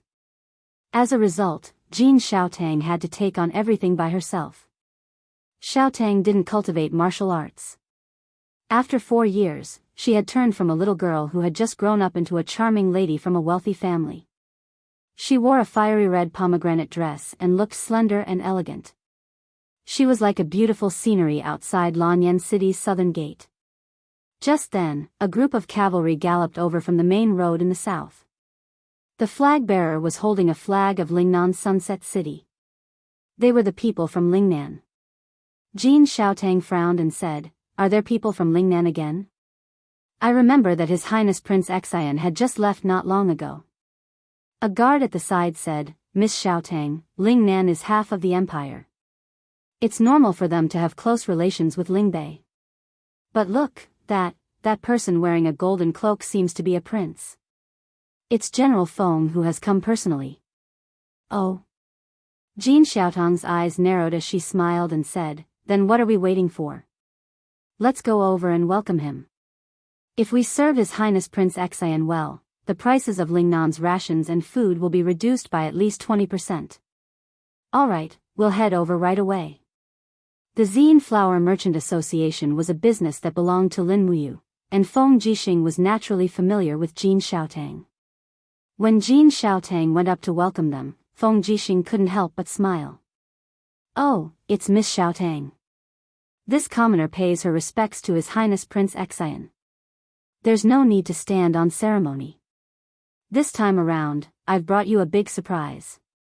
Oh, what big surprise? Jin Xiaotang smiled and said, could it be that it's 100 million caddies of Lingnan's premium rations? No, it's a living person. A living person? Jin Xiaotang was puzzled. Just then, a person galloped over from the back of the group and asked, Big Brother Feng, why has the group stopped? When he appeared before Jin Xiaotang in the white imperial forest armor, Jin Xiaotang was stunned. Tears gushed out from her eyes as she dashed forward and threw herself into Lin Muyu's embrace. The little girl was really strong, pouncing Lin Muyu off the battle horse. However, it was fortunate that he was a god. Streams of golden light appeared under his feet, allowing him to carry Jin Xiaotang and hover in midair. His cloak fluttered slowly, appearing extremely handsome. Oh, which clan's young lady is this? Lin Muyu smiled and asked. Jin Xiaotang waved her fists and hit his chest while crying, Big brother you've been gone for so long. Many people have said that you've died in Lingnan. I've gone to the Crimson Abyss to see you once, but I couldn't find you. You. Why are you only back now? Lin Muyu also knew that Jin Xiaotang must have had a hard time holding on for the past 4 years. She lovingly stroked Jin Xiaotang's long hair and said, Hey, aren't I back now? I have something to do, so I can't come back early. Don't blame me, Xiaotang. Don't blame me, Jin Xiaotang wiped away her tears and realized that she was being held by Lin Muyu by the waist. They were hovering in midair and she was instantly shocked. We're flying? Yes, is it that strange? Lin Muyu smiled and slowly landed on the ground. Feng Jixing said, Miss Xiaotang, you now, is a person with God state cultivation, he's a genuine god. Huh? Jin Xiaotang couldn't help but blush. Then I'm being hugged by a god, Lin Muyu. Feng Jixing, the spirit medicine division was very quiet in the afternoon. A group of medicine refiners were busy in the medicine refinery hall, and some other staff members were sorting and storing the medicine that had been refined. Xu Yao was wearing the spirit medicine division's Grand Deacon's robe, and she was counting the number of boxes filled with medicine. These medicines were to be sent to the various armies of the empire, so she couldn't be careless. Whoosh! Suddenly, a burning sensation came from behind her.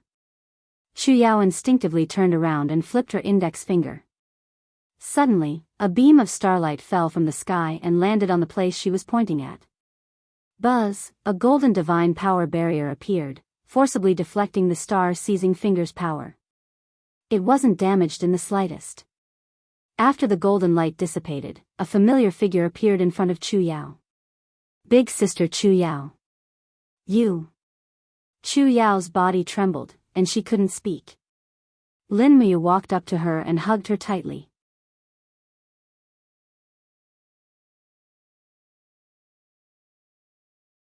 Chapter 631. The next day, during the morning court assembly, the officials of Lanyan City gathered at Zetian Hall. The drumming outside the hall shook the heavens, as if telling everyone that a major event had happened in Zetian Hall, and this major event was naturally the return of Lin Muyu. If there was no Lin Muyu, it would not be considered the Three Kings ruling era. Zheng Yifan held the jade tablet in his hand. He was already old, but because of his profound cultivation, he did not appear slow. By the side, Zheng Fang respectfully followed his father up the gilded stone steps of Zetian Hall. Qin Yan stood outside the hall and greeted with cupped hands, saying, Duke Zhong, you're here. This old subject greets your highness Qin Yan. Zheng Yifan returned the greeting and asked, the drumming in today's court assembly reverberated endlessly. I wonder what happened. Can your highness tell me a thing or two? Of course. Qin Yan smiled faintly. My big brother is back. What? Zheng Yifan's entire body trembled, and he said in surprise, Commander Yu, he's back? Qin Yan nodded heavily and did not conceal his pride in the slightest as he said, Big brother has returned with deity realm cultivation. He, Duke Zhong, please come inside. Everyone is already waiting. Yes. When Zheng Yifan and a few other old subjects walked into Zai Tian Hall, the officials in the court assembly were also almost all present. As one of the four dukes, Zheng Yifan was at the forefront of the court assembly. When he walked over, he saw the two princes, Lin Muyu and Feng Jixing, currently whispering something in low voices. He went forward and said respectfully, This old subject Zheng Yifan pays respect to your highness King Qin. Lin Muyu smiled faintly and raised her palm lightly, lifting up Zheng Yifan's arms like she was raising her hand. She said, Divine Marquis need not be so courteous. Oh, no. Duke Zhong need not be so courteous. Zheng Yifan said, For your highness you to be able to return safe and sound, this is the fortune of the empire. This old subject is very gratified. Lin Muyu nodded, Isn't it the fortune of the world that Duke Zhonghua is loyal to the country? Facts had proven that even though Zheng Yifan was often said to be a disloyal subject, Zheng Yifan didn't do anything during the Battle of Canglin Valley. Unlike Tang Lan and Su Muyun, Zheng Yifan only wanted to protect his reputation as a meritorious subject of Soaring Cloud's pavilion. If Qin Jin hadn't pressured him too much, Zheng Yifan wouldn't have had any rebellious thoughts. What he wanted was not the world, but the good reputation of a loyal subject. Not long after, the female official, Shengguan Jingyue, appeared with a sword in her hand. It was the Desolation sword that Qin Yi had lost when he was fleeing from the sword pavilion. It was the sword of the late Emperor Qin Jin, and also the national treasure that symbolized the emperor's authority. Now that Qin Yin's heaven-suppressing sword had disappeared, the Desolation sword had once again become the symbol of the 9 cauldrons, the symbol of the world's divine weapons. Lin Muyu, the emperor of Qin, has returned. From now on, the 3 kings will rule the world together. Su'er placed her hand on the hilt of her sword and walked up to the throne. She said, Servants, bestow Lin Muyu the emperor of Qin's imperial seal, the tiger tally, and the sword. 3 palace maids walked forward with a golden tray and respectfully knelt in front of Lin Muyu. And Lin Muyu also knew the rules. Seeing the Desolation sword was like seeing Qin Jin. She respectfully knelt in front of Su'er and raised her hand to receive the rewards one by one. First was the Emperor of Qin's imperial seal. The imperial seal was stored in an extremely exquisite treasure box. When Su'er opened the lid of the box, she saw that there was a seal carved out of beautiful jade, and the sides were inlaid with gold. Su'er raised the jade seal and saw 4 large words and 4 small words engraved at the bottom, Receive the mandate of the heavens, seal of the Emperor of Qin. This jade seal represented the greatest authority in the Qin Empire, and it was no different from the Emperor's seal. When Lin Muyu held the jade seal, he had mixed feelings in his heart. When the power of the world was at his fingertips, he would rather the person holding the jade seal was still Qin Yin, and he was just a commander protecting the empire. Emperor of Qin, please receive the tiger tally, Su'er said respectfully. And Xia. Lin Muyu looked at her, and Su'er's expression was also very complicated. After all, the world originally belonged to Qin Yin and the Qin family, but now it had become the rule of the 3 kings. To a certain extent, the world had already changed dynasties. After receiving the tiger tally and the sword, Lin Muyu stood up and put the sword seal into her universe sack. Then, she stood side by side with Feng Jixing and Qin Yan on the seat of honor at the front of the Great Hall. Su'er quickly walked down the stairs and stood behind Xiang Yu. She was only one of the 5 marquises, and in terms of status, she was inferior to Xiang Yu, Luo Xian, and Zhen Yifan. There was also Duke Wei Chou, but Wei Chou was far away in Lingdong province and could not participate in the morning court. Congratulations on your highness's return to the throne. The officials all knelt down and shouted, "Long live your highness." Lin Muyu did not feel good about it and stood rooted to the ground. Feng Jixing raised his eyebrows and said, "Since your highness has returned and the three kings are here, we can discuss any unresolved matters in the imperial capital." Firefinch Abbot Xiao Han immediately stepped out and cupped his fists. "Your Highness, I have already found out that the culprit who forced the 7 Sea King Tang Lan to death in Hundred Ridge City was Lingnan Province's #1 Heavenly Book aristocrat, Northern Qi. I ask that your Highness immediately give the order to remove Northern Qi's eagle from his position as governor and wipe them out in one fell swoop." "No need." Lin Muyu waved her hand. "I just left Hundred Ridge City a few days ago. Northern Qi's eagle and Northern Qi's Jew have already been executed by me." "Ah." Xiao Han was stunned. "Your Highness, why did you kill them? Could it be that you already knew they were the masterminds behind Tang Lan's death?"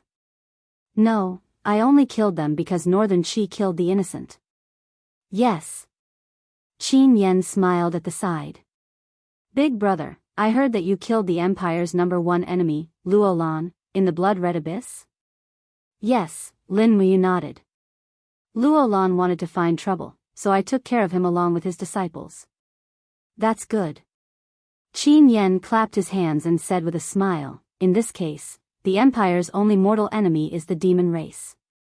As long as we exterminate the demon race, we can complete the great cause of unification." "Yes." At this time, Jin Yifan said, "Your Highness, King Qin, has just returned to Lanyan City. I wonder what your plans are. I suggest that you use this free time to reorganize the Holy Temple, Spiritual Medicine Department, and Heavenly Book Library. After Her Highness Yin ascended, the three departments have been in a mess. Only Your Highness has the ability to reorganize them." "No, I still have other things to do." Lin Muyu looked at Jin Yifan and said, Yen and you, Divine Marquis, are enough to reorganize the three departments. I'm going to the east." "East?" Su Yu was stunned. "You, what are you going to the east for?" Lin Muyu could not help smiling. "Could it be that Aunt Lien has forgotten that the Longdan Army Camp is my home? I'm naturally returning to the Longdan Army Camp in Winter Frost City. Moreover, annihilating the demon race also requires my strength, isn't it? The three kings rule the world. Yen guards the north, Big Brother Feng guards the south, then I'll guard the east and deal with the demon race. There's no need to discuss anymore. I've made up my mind." "Yes." Su Yu and Jin Yifan saluted at the same time. Actually, everyone was very clear in their hearts that two tigers could not live on the same mountain. Although it was the three kings rule the world, if Lin Muyu stayed in the imperial capital, who would have the final say between him and Qin Yen? If that was the case, it would be better to go to Lingdong province. Moreover, Lingdong province's strategic location was too important. If the demon race wanted to send their troops, they would have to pass through Winter Frost City. There was no better candidate than Lin Muyu, who had stepped into the divine realm, to guard Lingdong province. However, Feng Jixing did not say it directly. He did not want Lin Muyu to go to Lingdong province. After all, guarding Lingdong province would mean that she would have to fight to the death with the demon race. Moreover, Lingdong province's land was barren. It was the poorest province among the 12 provinces of the empire. The entire province's economic income was not even 1/10 of Lanyan city's. It was obvious how poor it was. You have to think it through." "Yes, I have." Lin Muyu turned to look at Feng Jixing and said, "But Big Brother Feng, you can't be idle in Lingdong. Lingdong is a land of fish and rice. You must send a large amount of resources to Winter Frost City every month. In addition, all the major provinces of the empire should transfer an appropriate amount of people to live in Lingdong. Rebuild Lingdong province and make this province rich." "Of course." "In addition, Lin Muyu looked at the court officials and said, "Where is Xiling?" At the end of the court officials, Qin Xiling walked out with a jade tablet in his hand and said, "Your subject is here." Lin Muyu smiled slightly and said, "Xiling, pick some people from the Department of Armaments to go with me to Lingdong. We will smelt iron and forge magic crystal cannons in Winter Frost City. Otherwise, it will be too inconvenient to transport magic crystal cannons from Lanyan City to Winter Frost City. Moreover, Lingdong province is backward and barren. We will need you to bring advanced iron smelting technology." "Yes, your subordinate will obey." Qin Xiling was secretly delighted. It was his life's wish to serve Lin Muyu. Although the imperial capital was in Lanyan City, Lin Muyu was the king of Qin, the head of the three kings. If he followed the king of Qin, his status would not be inferior to the court officials in Zhe Tian Palace. In fact, he might even be superior. Whether it was official or personal, following Lin Muyu was definitely the right choice. "Then, get ready. We will leave early tomorrow morning." "Yes." Feng Jixing said, "I will transfer 5,000 elite soldiers from the Holy Temple and the Imperial Army to escort you and Xiling." "Yes, thank you, Brother Feng. Tonight, I will stay at the Imperial residence in the north of the city." "Okay, we will go as well to see you off." "Okay." In the blink of an eye, it was night. Lin Muyu stayed in Lanyan City for a day and was about to leave. He could not let himself be idle. He had to wander around and try his best to find the whereabouts of Qin Yin and Tang Xiaoxi. In the east, at least, Tang Xiaoxi was there. At night, in the imperial residence in the north of the city, Lin Muyu, Feng Jixing, Qin Yan, Su Yu, Chu Yao, Jin Xiaotang, and the others gathered together and drank to their heart's content for Lin Muyu's farewell. After eating and drinking to their heart's content, Feng Jixing stood up, patted Lin Muyu's shoulder, and said, Since we are leaving tomorrow, then, let's spar. Let Brother Feng witness the power of a god." "Oh." Lin Muyu looked at him with a smile. "Brother Feng really wants to see the power of a god?" "Yes." By the side, Su Yu and Qin Yan also said excitedly, Right. Brother Feng has already reached the pinnacle of the Holy Heaven realm and can step into the God realm at any time. It's just right for us to broaden our horizons." Chu Yao smiled and said, "We can spar, but fists and feet have no eyes. You must be careful and stop when you go too far." "Don't worry." Lin Muyu and Feng Jixing said in unison.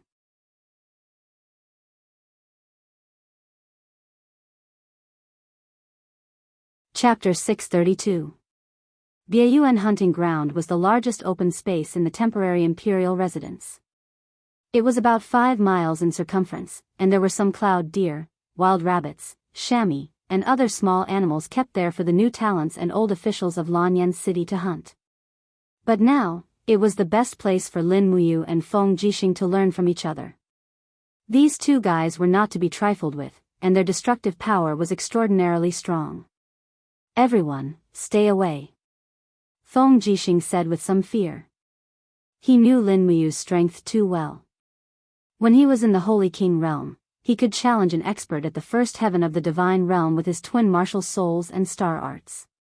Now that he had also stepped into the divine realm, one could imagine how terrifying his strength was. Su Yu, Chu Yao, Qin Yan, and the others were all masters, and Su Yu, the weakest among them, was already at the second heaven of the heaven realm. But because of Feng Jixing's words, all of them retreated far away, and watched the two peerless masters fight from about a mile away. The night breeze blew, blowing Feng Jixing and Lin Muyu's cloaks. Now, Lin Muyu had also changed into a golden cloak embroidered with purple flowers, which was the symbol of royal power. She still had to take into account her status. Although Lin Muyu was undisciplined by nature, she had long learned the difference between different ranks in this chaotic world. Obeying the rules would save her a lot of unnecessary trouble. "Okay." Lin Muyu smiled slightly, clenched her fists, and said, "I am in the divine realm, and Brother Feng is in the holy realm. It is not fair to begin with. I will let Brother Feng make 3 moves first. Feng Jixing raised his eyebrows and smiled. Brat, are you really not going to draw your sword? There's no need. Lin Muyu laughed arrogantly. Brat, you're too arrogant. Be careful. Feng Jixing let out a low roar, and a thick king's battle flame rose from his body. A Saint Heaven stage aura descended from the sky and crushed everything in the surroundings. Plants and rocks were instantly crushed into powder. However, under the destructive Saint Heaven stage aura, Lin Muyu was like a fish that had escaped the net. She was calm and relaxed, and the sovereign matrix in her EC released strands of golden divine power, which completely destroyed the Saint Heaven stage aura. He's here. Feng Jixing suddenly crushed the rock under his feet. Becoming one with the blade, he attacked like lightning. The roar of the purple electric flame wolf soared into the sky. He lifted the wind cutter blade and fiercely struck. Suddenly, a storm of fire and lightning tore the earth apart and rushed towards Lin Muyu. The storm was at least 100 meters tall, and its momentum was terrifying. Su Yu, Chu Yao, and the others were all dumbfounded. The group of guards on duty was so shocked that they retreated, afraid that they would be affected by this apocalyptic power. As the storm of fire and lightning approached, Lin Muyu's expression was abnormally calm. She suddenly raised her right palm and slashed at the storm. Bang! Lin Muyu's palm slashed the storm in half like a sharp blade. The storm that contained the power of the Saint Heaven stage was like a stream meeting a boulder, and Lin Muyu's cloak fluttered in the wind. Rays of golden light flashed around her. She didn't even use the dragon blood battle shield or the wall of the gourd to block Feng Jixing's attack. Brat, Feng Jixing was stunned. The 7th form of the windwalking saber arts was his famous technique, but he couldn't even touch a hair on Lin Muyu's body. This was a huge blow to him. He quickly took a deep breath to calm himself down. Wind blades whistled around the wind-cutting saber in his hand, and he leaped into the air. This time, he attacked from the sky. The 8th form of the windwalking saber arts, Heaven-hating Dao. In an instant, Lin Muyu felt like she was in a burning abyss. The power of Feng Jixing's Heaven-hating Dao after reaching the Saint Heaven stage was completely different from before. When Lin Muyu raised her head, she felt like thousands of wind-cutting sabers were slashing down from the sky. She didn't know how to defend at all. However, Lin Muyu had the strongest defensive martial soul in the world. Instead of retreating, she leaped into the air and took out the 7 luminary celestial gourd. With a buzz, a dazzling golden light lit up the night, and a round gourd wrapped around Lin Muyu's body. This was the perfect defense. Clang, clang, clang, sparks flew as the blades slashed down on the gourd. When all the wind-cutting sabers had been slashed down, the last one, the real wind-cutting saber, descended from the sky. Bang! The power of the Saint Heaven stage collided with Lin Muyu's sovereign god power. The gourd's wall finally couldn't withstand such a concentrated attack and collapsed. However, the rebound from the sovereign god power also forced Feng Jixing back. His blood flow was a little chaotic, and he retreated dozens of meters with his saber. He couldn't help but feel his battle intent rise. What a perfect defense, Brat. When they first met in the dragon-seeking forest, Lin Muyu couldn't even fight back against Feng Jixing. Now that the tables had turned, Feng Jixing actually felt very helpless.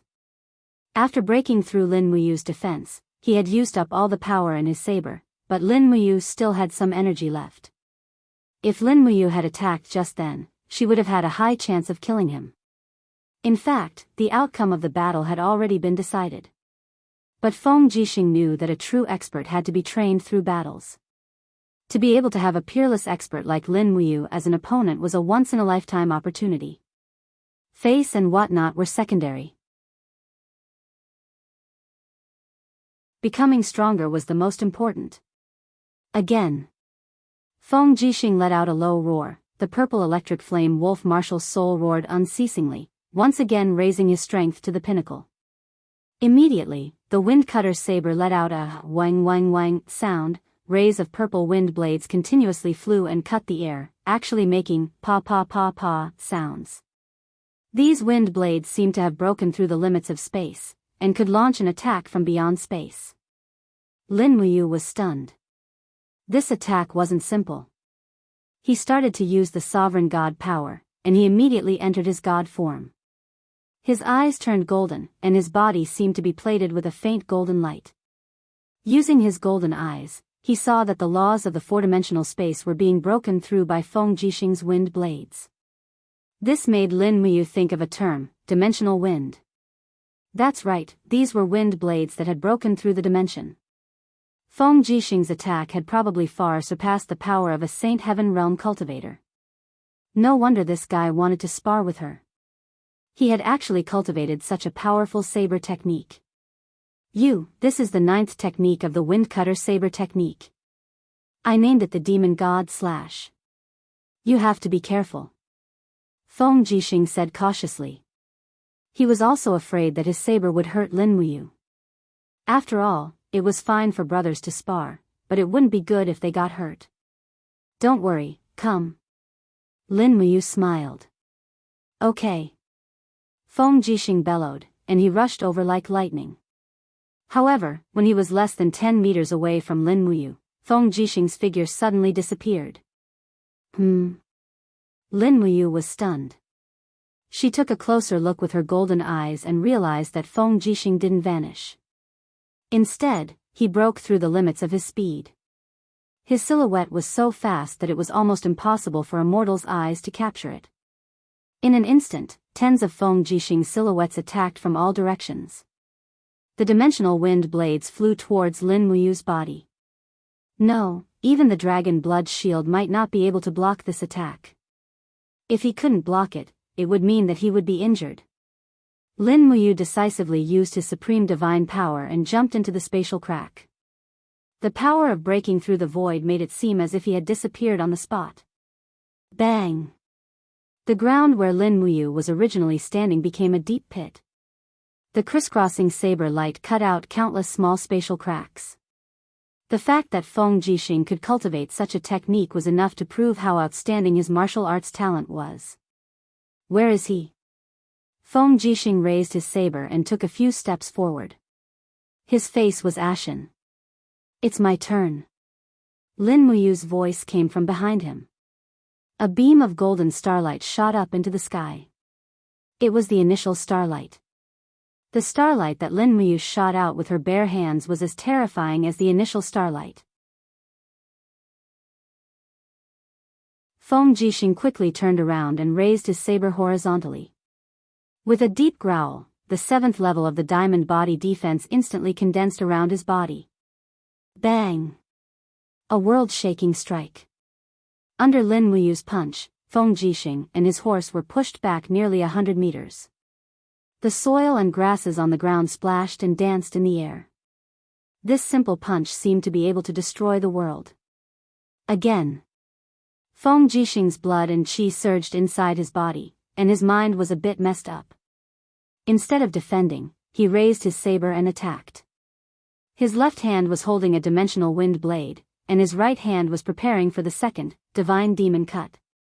With a deep growl, he attacked like a lightning bolt. His movement speed was too fast. It was as if the profound meaning of the wind element had reached perfection. Lin Muyu's heart sank. She raised her palm and used the 3rd move of the star scripture, 5 mountains descending from the sky. Bang! Dust flew everywhere. The golden divine power, flame, and lightning mixed together and shot up into the sky. The entire ground was shaking. Even the walls of the palace in the distance had begun to crack. Good heavens, Chu Yao's pretty face was a bit pale. Don't tell me that you and Brother Feng are going to tear down this palace? No, this is only the beginning. So you looked into the distance. A purple sun was reflected in her beautiful eyes. Lin Muyu slowly flew up from the ground. Divine power and ancient characters were faintly discernible around her. She raised her right hand, and a purple flame appeared in her palm. It grew bigger and bigger, and its power became more and more terrifying. It was the 6th move of the star scripture, Purple Sun Shakes the Earth. It was easy to imagine how terrifying the purple sun shakes the earth was when it was infused with supreme divine power. When the purple sun had condensed to a radius of 1 meter, Feng Jixing suddenly sheathed his saber and shouted, "Ayu, stop fighting." "Ah, why not? I don't want to die yet." Feng Jixing laughed. Lin Muyu also laughed. She waved her hand, and the power of the star scripture turned into spirit energy in the wind. The purple sun also disappeared. He floated down and landed on the ground. He said, "If Brother Feng steps into the god realm, he will definitely be a very powerful god." "Really?" Feng Jixing laughed. "I'll be counting on your auspicious words." At this time, Chuyao, Suyu, Qin Yan, and the others also walked over. Feng Jixing said, "The ancient records say that when mortals ascend to immortality, the godhood they form is divided into 5 levels. The 5th is the mortal godhood, the 4th is the heavenly Tao godhood, the 3rd is the immortal godhood, the 2nd is the master godhood, and the 1st is the supreme godhood.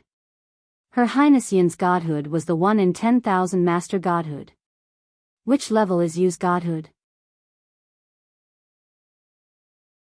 Lin Muyu shook her head. "I don't know. You can easily kill Luolan, so it shouldn't be a mortal godhood." "I'm not too sure either.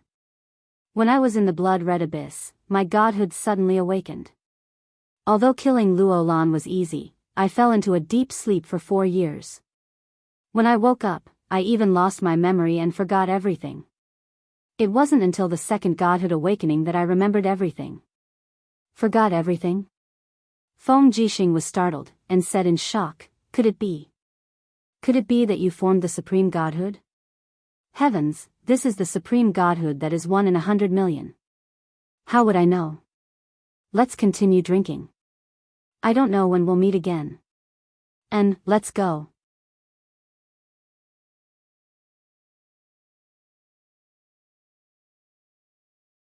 Chapter 633. The Divine Realm. Lin Muyu held the silver noble that was provided by the military with both hands, nodded and said, "After stepping into the Divine Realm, a divine spark will be formed in the Yi Hai. This divine spark is the crystallization of a lifetime's cultivation. The Yi Hai will give birth to an endless stream of divine power and soul power. Coupled with the power provided by the martial soul, one's strength will undergo a rebirth. Secondly, after stepping into the Divine Realm, one's understanding of the plane's power will naturally break through and enter a new realm, that is shattering the void, the law of 4-dimensional power." Feng Jixing, Qin Yan, and Suyu listened with burning gazes. Feng Jixing said, "And then?" "And then, it's like this." Lin Muyu sat up straight. Suddenly, the cloak around her fluttered without wind. A layer of gold quickly covered her eyes. The golden eyes looked at everyone and said, "The eyes of a god are completely different from mortals. They can see through the invisible power of space, so I can see through Big Brother Feng's dimensional wind blades. In addition, my night vision and discernment abilities will also be greatly improved, making it easier to find opponents and hunt them down." Suyu could not help sucking in a breath and said, "Yu's eyes. I'm really not used to it. You, in your eyes, is the current Aunt Rose still the same as before?" Lin Muyu smiled. "Yeah, Aunt Rose is still as charming and amorous as before." Suyu's face turned red. "Brat, you actually dare to make fun of your elders."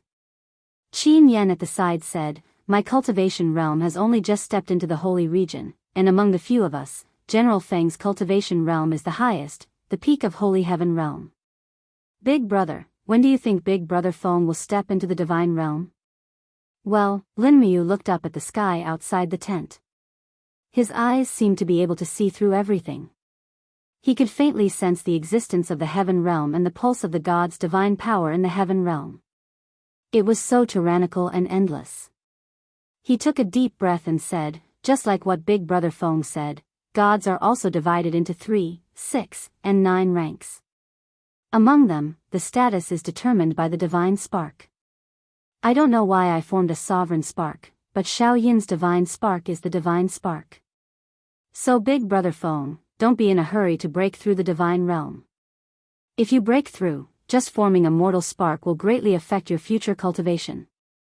Feng Jixing stared in shock. Then what should I do? Let's wait a little longer. I'll try my best to contact the 7 Brilliance Demon Emperor in the Heaven Realm and see if he can find me a forged immortal horoscope or a heavenly Tao horoscope. After refining the God horoscope, you'll be able to form a stronger God horoscope. Anyway, even if you manage to form the mortal horoscope, your strength will only be on par with Luolan. You'll be defeated within 10 moves if you encounter someone with the same cultivation as you. Alright, I won't break through for now. Feng Jixing raised his wine cup and drank it in one gulp as he said, my diamond body protection, hasn't progressed after reaching the 7th heavenly stage. Why is that? Lin Muyu thought for a moment before smiling. It's very simple. The 8th heavenly stage of the diamond body protection is the divine power protection.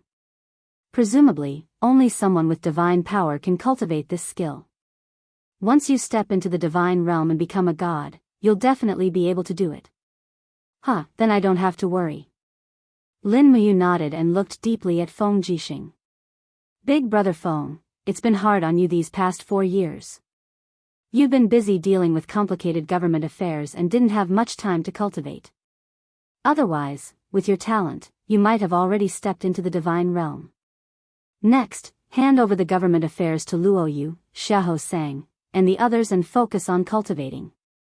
Look, I've been searching for Xiao Yin's divine spark in the blood abyss for 4 years, which is equivalent to cultivating for 4 years.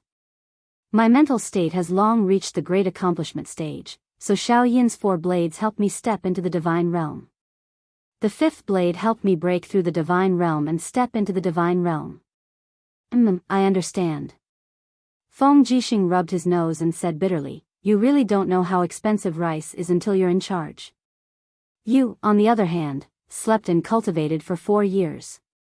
If I didn't manage the Qin Empire, it would have been torn apart long ago. Do you think I don't want to focus on cultivation? I also want to ascend to the heavenly realm and chase a goddess as my wife. Lin Muyu was speechless. She smiled and said, to chase a goddess as your wife, you need to be strong enough. Big brother Feng, don't be in a hurry to ascend. Wait until I find a powerful divine spark for you. Otherwise, if you form a mortal divine spark and ascend to the heavenly realm, your strength will at most be low. There are so many goddesses in the heavenly realm, they might not like you. After all, strength is what matters in the heavenly realm. Suyu smiled and said, is it appropriate for the 2 of you to talk about chasing a goddess? Don't forget, the devil race hasn't been destroyed yet.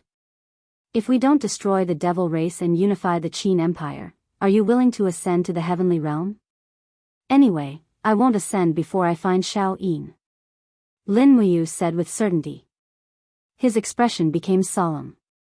Feng Jixing patted his shoulder and said, good brother, Xiao Yin is blessed by God just like you. Otherwise, she wouldn't have skipped the Saint Heaven realm and directly stepped into the God realm. She has the divine spark and will definitely live forever. Don't worry. I'm leaving Lanyan City tomorrow. What about you, big brother Feng?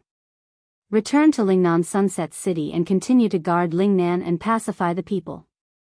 Don't forget, you killed the governor of Lingnan province that I appointed.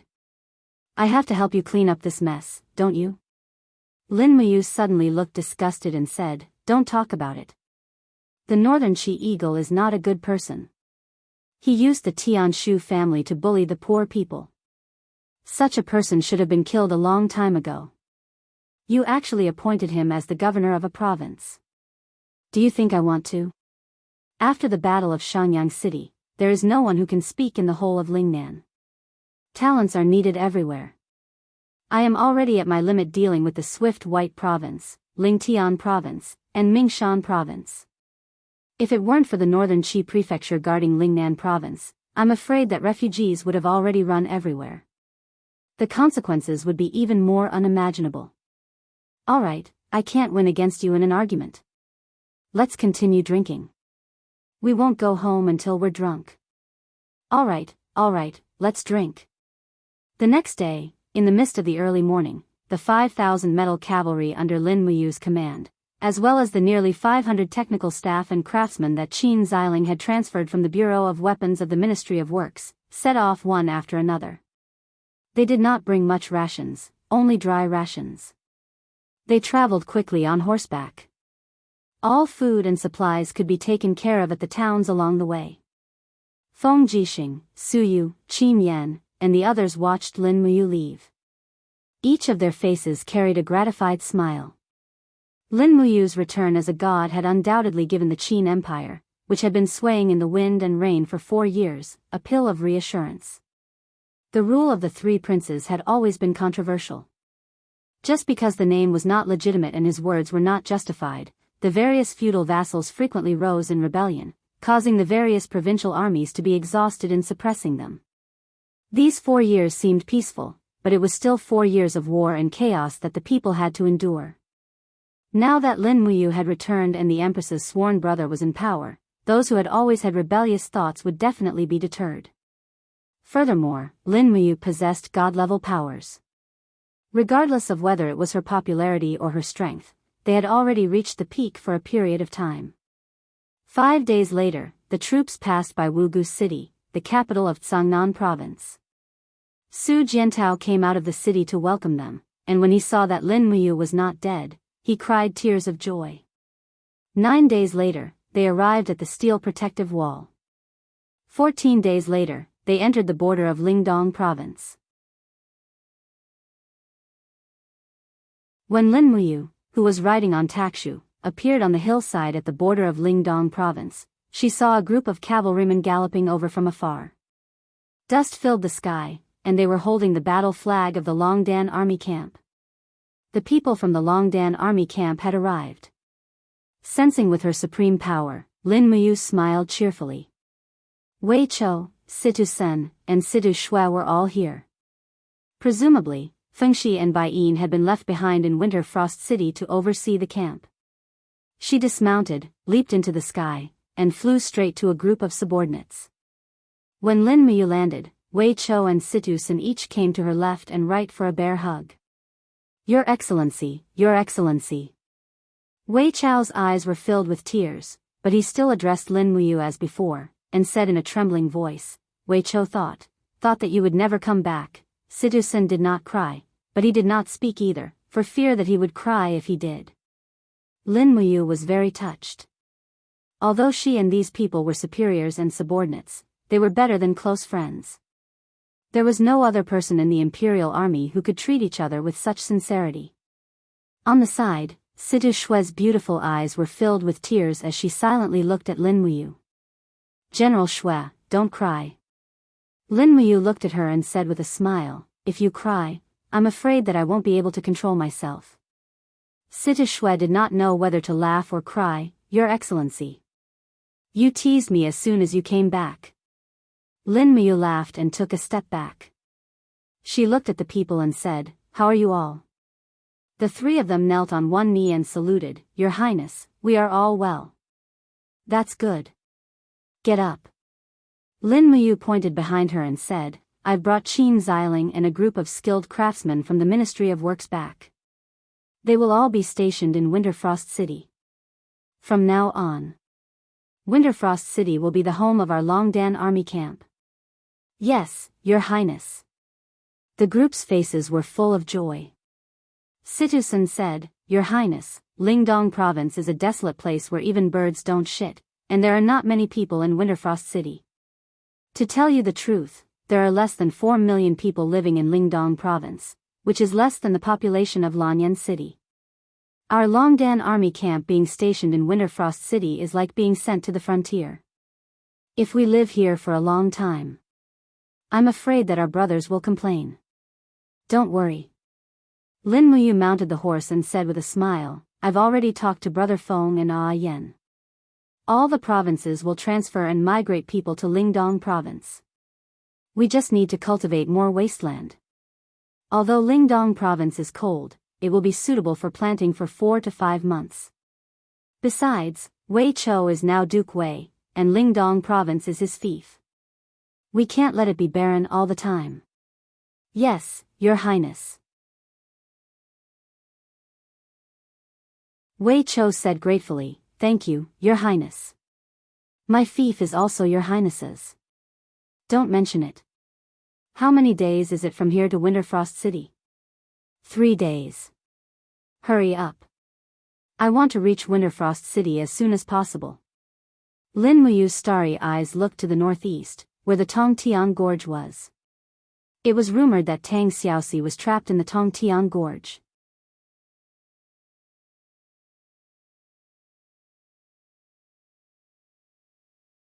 Chapter 634. 3 days later, Winterfrost City. The city, which was built with black brick walls, no longer looked lifeless. The flags of the Dragon's Courage Legion and the Empire fluttered above the city. When Lin Muyu appeared in front of the city wearing a golden cloak, countless soldiers on the city wall raised their weapons and cheered loudly. The war drums were beating, and they celebrated in unison. Lin Muyu's return was like a new life for the Longdan army camp. Ga, amidst the sound of iron chains twisting, the iron gate slowly rose.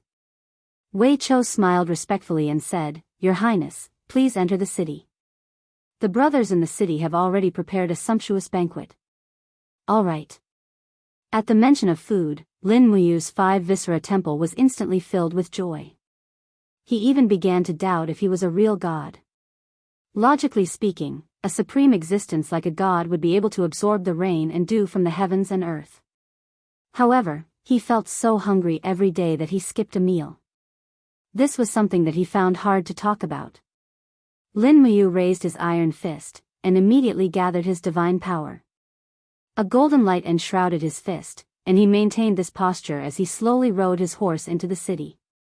Instantly, the soldiers inside and outside the city became even more frenzied.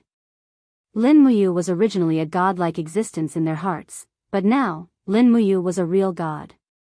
He was the faith of the 200,000 soldiers in the Longdan army camp.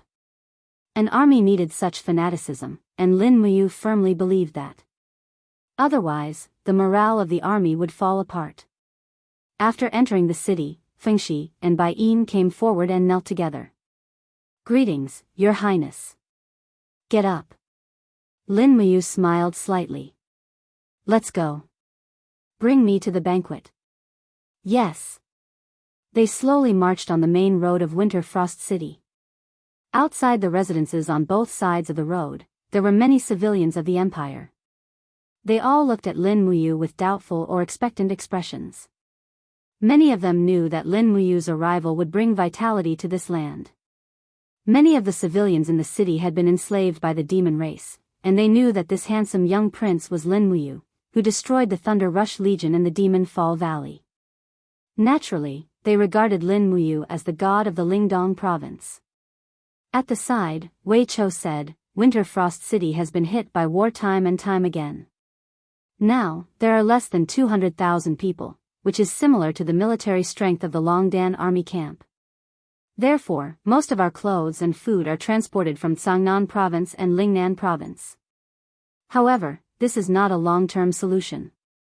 Winterfrost City is still relatively spacious. It should not be a problem for it to accommodate 1 million people. Don't worry, the population will rise." Lin Muyu smiled. "You have to have confidence in me." Wei Cho laughed. "Of course." At this time, they had arrived in front of the city lord's mansion. The city lord's mansion had also been ravaged by war, and the walls were covered with marks of swords and axes. As the first town to resist the invasion of the demonic race, Winterfrost City was like an abandoned child to the Empire. Now, Lin Muyu was here to avenge the humiliation of humanity. Situ Shui looked up at the mayor's residence and said, "This residence has been in decline for a long time. The decorations and layout inside are not good enough to be King Qin's residence. It is even shabby to be Duke Wei's residence. Milord, should we renovate this future King Qin's residence? There is no rush." Lin Muyu waved her hand and said, "Let's talk about it when we have money." "Yes, I understand." As expected, a banquet had already been set up in the mansion. Although the mansion was rather simple and crude, the level of the banquet was not low. There were all kinds of meat from birds and beasts. With Wei Qiu, a natural-born hunter in the Bile Dragon camp, it would be very convenient for him to eat wild animals. Everyone sat down. With Lin Muyu's arrival, everyone felt at home. Situ Sen, Situ Shui, and Feng Shi were all people whose parents were not around. The Longdan army camp was almost their home. They felt a sense of belonging. Your Highness, please enjoy your meal. A beautiful maid carried a tray with 3 golden cauldrons and golden cutlery. This was the treatment of a noble. Lin Muyu took a look. The 3 golden cauldrons contained cloud deer meat, snake meat stew, and boiled fish. There was not a single vegetable in them. They were very practical and pleasing to the eye. He couldn't help but smile and said, I didn't expect that the standard of food in Winter Frost City would not be lowered. Situ Shui smiled faintly and said, even though Lingdong province is barren, more than 70% of its area is made up of mountains and forests. Birds and beasts gather here. There are thousands of miles of green mountains in the north, and Copper Helmet Mountain in the south, which is rich in resources. Duke Wei often takes us out to hunt, so there is definitely no shortage of food. If it weren't for those mine thieves, there would be more prey in Copper Helmet Mountain. Mine thieves? Lin Muyu was stunned. What do you mean by mine thieves? Wei Qiu cupped his fists and said, Your Highness, there is a mountain range that stretches for hundreds of miles 50 miles southeast of Winter Frost City. It is called Bronze Helmet Mountain. 3 years ago, someone discovered that there are very rich mineral deposits in Bronze Helmet Mountain. There are gold, silver, iron, and copper mines. So, many illegal merchants from Cloud Province, Cangnan Province, and Lincoln Province have entered Bronze Helmet Mountain to mine privately. We have tried to stop them, but we have no choice. How's the mineral reserves? Lin Muyu asked as she thought of something. Wei Qiu said, very rich. Everyone says that Cangnan Province is rich in mineral deposits. However, I have gone to survey Bronze Helmet Mountain. The mineral deposits in Bronze Helmet Mountain within 300 miles are comparable to the entire Cangnan Province. Unfortunately, we don't have enough manpower, so we can only send thousands of people to mine. Those bastard mine thieves have taken advantage of us. That's a good thing. Lin Muyu squinted her eyes and smiled. Ah. Wei Qiu was stunned. How can this be a good thing? These illegal merchants are excavating the resources in your Highness's fief. I know. But can they finish excavating Bronze Helmet Mountain within 300 miles? Lin Muyu smiled. Since we don't have enough manpower, we can rely on these merchants to help us excavate and help our Prosperity Ridge Winter Province in iron smelting, commerce, and trade. What do you mean? Situ Sen was also at a loss. Lin Muyu explained with a smile, we can draft a decree for Prosperity Ridge Winter Province. Anyone who wants to do mineral business is welcome to mine in Bronze Helmet Mountain. However, according to the law, 70% of their mining income must be paid to Winter Frost City. Think about it, even if they only get 30%, they will still make a profit. These merchants will definitely hire a lot of manpower to mine in Bronze Helmet Mountain, which will attract more people to Winter Frost City. These merchants also need to make a living, so they will build mansions in Winter Frost City. With more people coming and going, the business of restaurants, cloth shops, and rice shops will gradually improve, and more people will settle in Winter Frost City. With the Bronze Helmet Mountain mine alone, we can make Winter Frost City prosper. More importantly, with the minerals that the merchants give us, we can smelt iron and forge weapons. Not only will the equipment in Longdan Army Camp be self-sufficient, but we can also do business in weapons and armor. That's a huge profit. Wei Qiu, Situ Sen, Situ Shui, Feng Shi, and the others were dumbfounded. None of them expected that Lin Muyu was not only talented in cultivation, but also a good businessman. Of course, everyone wanted to protect the mines in their territory, but none of them was as good at business as Lin Muyu. Are there many birds and beasts in Bronze Helmet Mountain? Lin Muyu asked again. Not bad. Situ Shui said, Bronze Helm Mountain is very close to Winterfrost City, so there aren't too many high-level spirit beasts here. There are only a few ferocious beasts like tigers and wolves. If it weren't for these tigers and wolves, I'm afraid the mine thieves would be even more rampant. Lin Muyu smiled and said, organize the guards of Longdan army camp to go up the mountain and eliminate the beasts, so that the merchants can mine in a safe environment. We need to promise the outside world that it's absolutely safe. In addition, send 100,000 soldiers of Longdan army camp to set up temporary camps around Bronze Helmet Mountain, and prohibit private mining. Those who want to mine in the mountain must sign an agreement with Winterfrost City, and those who don't hand over 70% of their profits will be punished according to the law. Yes, I understand. Wei Qiu had a face full of smiles, and said, tomorrow, this subordinate will send the relevant documents to all parts of Lingdong province. No, not just Lingdong province. Announce this decree to the whole world, and attract mining merchants from all over the world to mine in Lingdong province. Yes, I understand. Late at night, the banquet ended. Wei Qiu, Situ Sun, and the others went to prepare for the new decree, while Qin Xiling led a group of craftsmen to the new residence under the guidance of Bai Yin. Fortunately, there were still many vacant residences in Winterfrost City, so it wasn't difficult to arrange for this group of people. In a small courtyard in the depths of the mansion, Lin Muyu crossed his arms and looked up at the sky. His mind was indescribably peaceful, and his eyes were slowly plated with gold. His divine power kept rippling in the surroundings. He closed his eyes and used his heart to feel everything around him.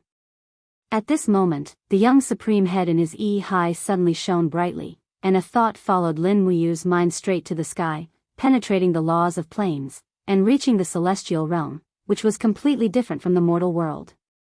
He tried hard to find that familiar aura.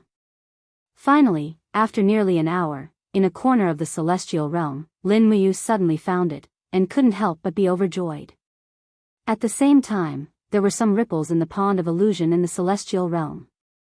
Not far from the pond of illusion, a god king holding a saber couldn't help but be stunned, and said, Someone from the mortal world wants to break into the celestial realm, hurry up and call His Majesty, the Demon Emperor. Yes. An ultimate god flew away. However, at this moment, a majestic voice came from the sky above the pond of illusion. There's no need, I'm already here, all of you move away. This isn't someone trying to break into the pond of illusion, but someone is looking for me. Yes, Demon Emperor.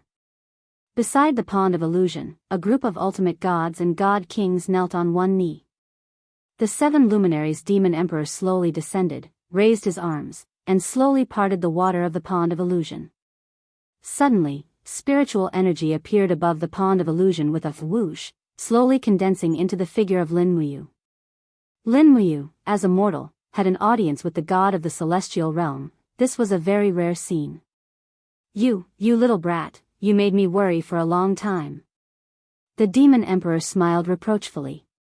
Lin Muyu looked around in a daze, and said, This is the celestial realm? That's right, when are you going to ascend? Big brother is waiting for you here. Oh, I'm not here to ascend, Lin Muyu said, I want to ask the Demon Emperor something. You want to ask about Qin Yin's whereabouts, right? Big brother, you know? Why wouldn't I know? You don't have to ask. The 7 luminaries Demon Emperor flicked his sleeves and said, Qin Yin has a heavens will over god persona. She is the master of the law of light between heaven and earth, but she was killed in the human realm. Her over-god persona had no place to condense, so it turned into billions of spiritual essence and scattered across the 3 realms. In other words, her soul has dispersed, and now Qin Yin's spiritual essence has entered the 6 paths of reincarnation. The 3 realms have their own laws, you can't overstep them at all. You can only wait for Qin Yin to reincarnate and awaken her memories to look for you. Big brother really can't do anything about this. If that's the case, then I have one more thing. Little brat, I thought you were here to chat with me, but you're here to collect a debt. The 7 luminaries Demon Emperor said slightly angrily, looking displeased, you're tuning in to the Romantic Tales YouTube channel. Don't forget to subscribe and join us on this journey to catch the most captivating stories.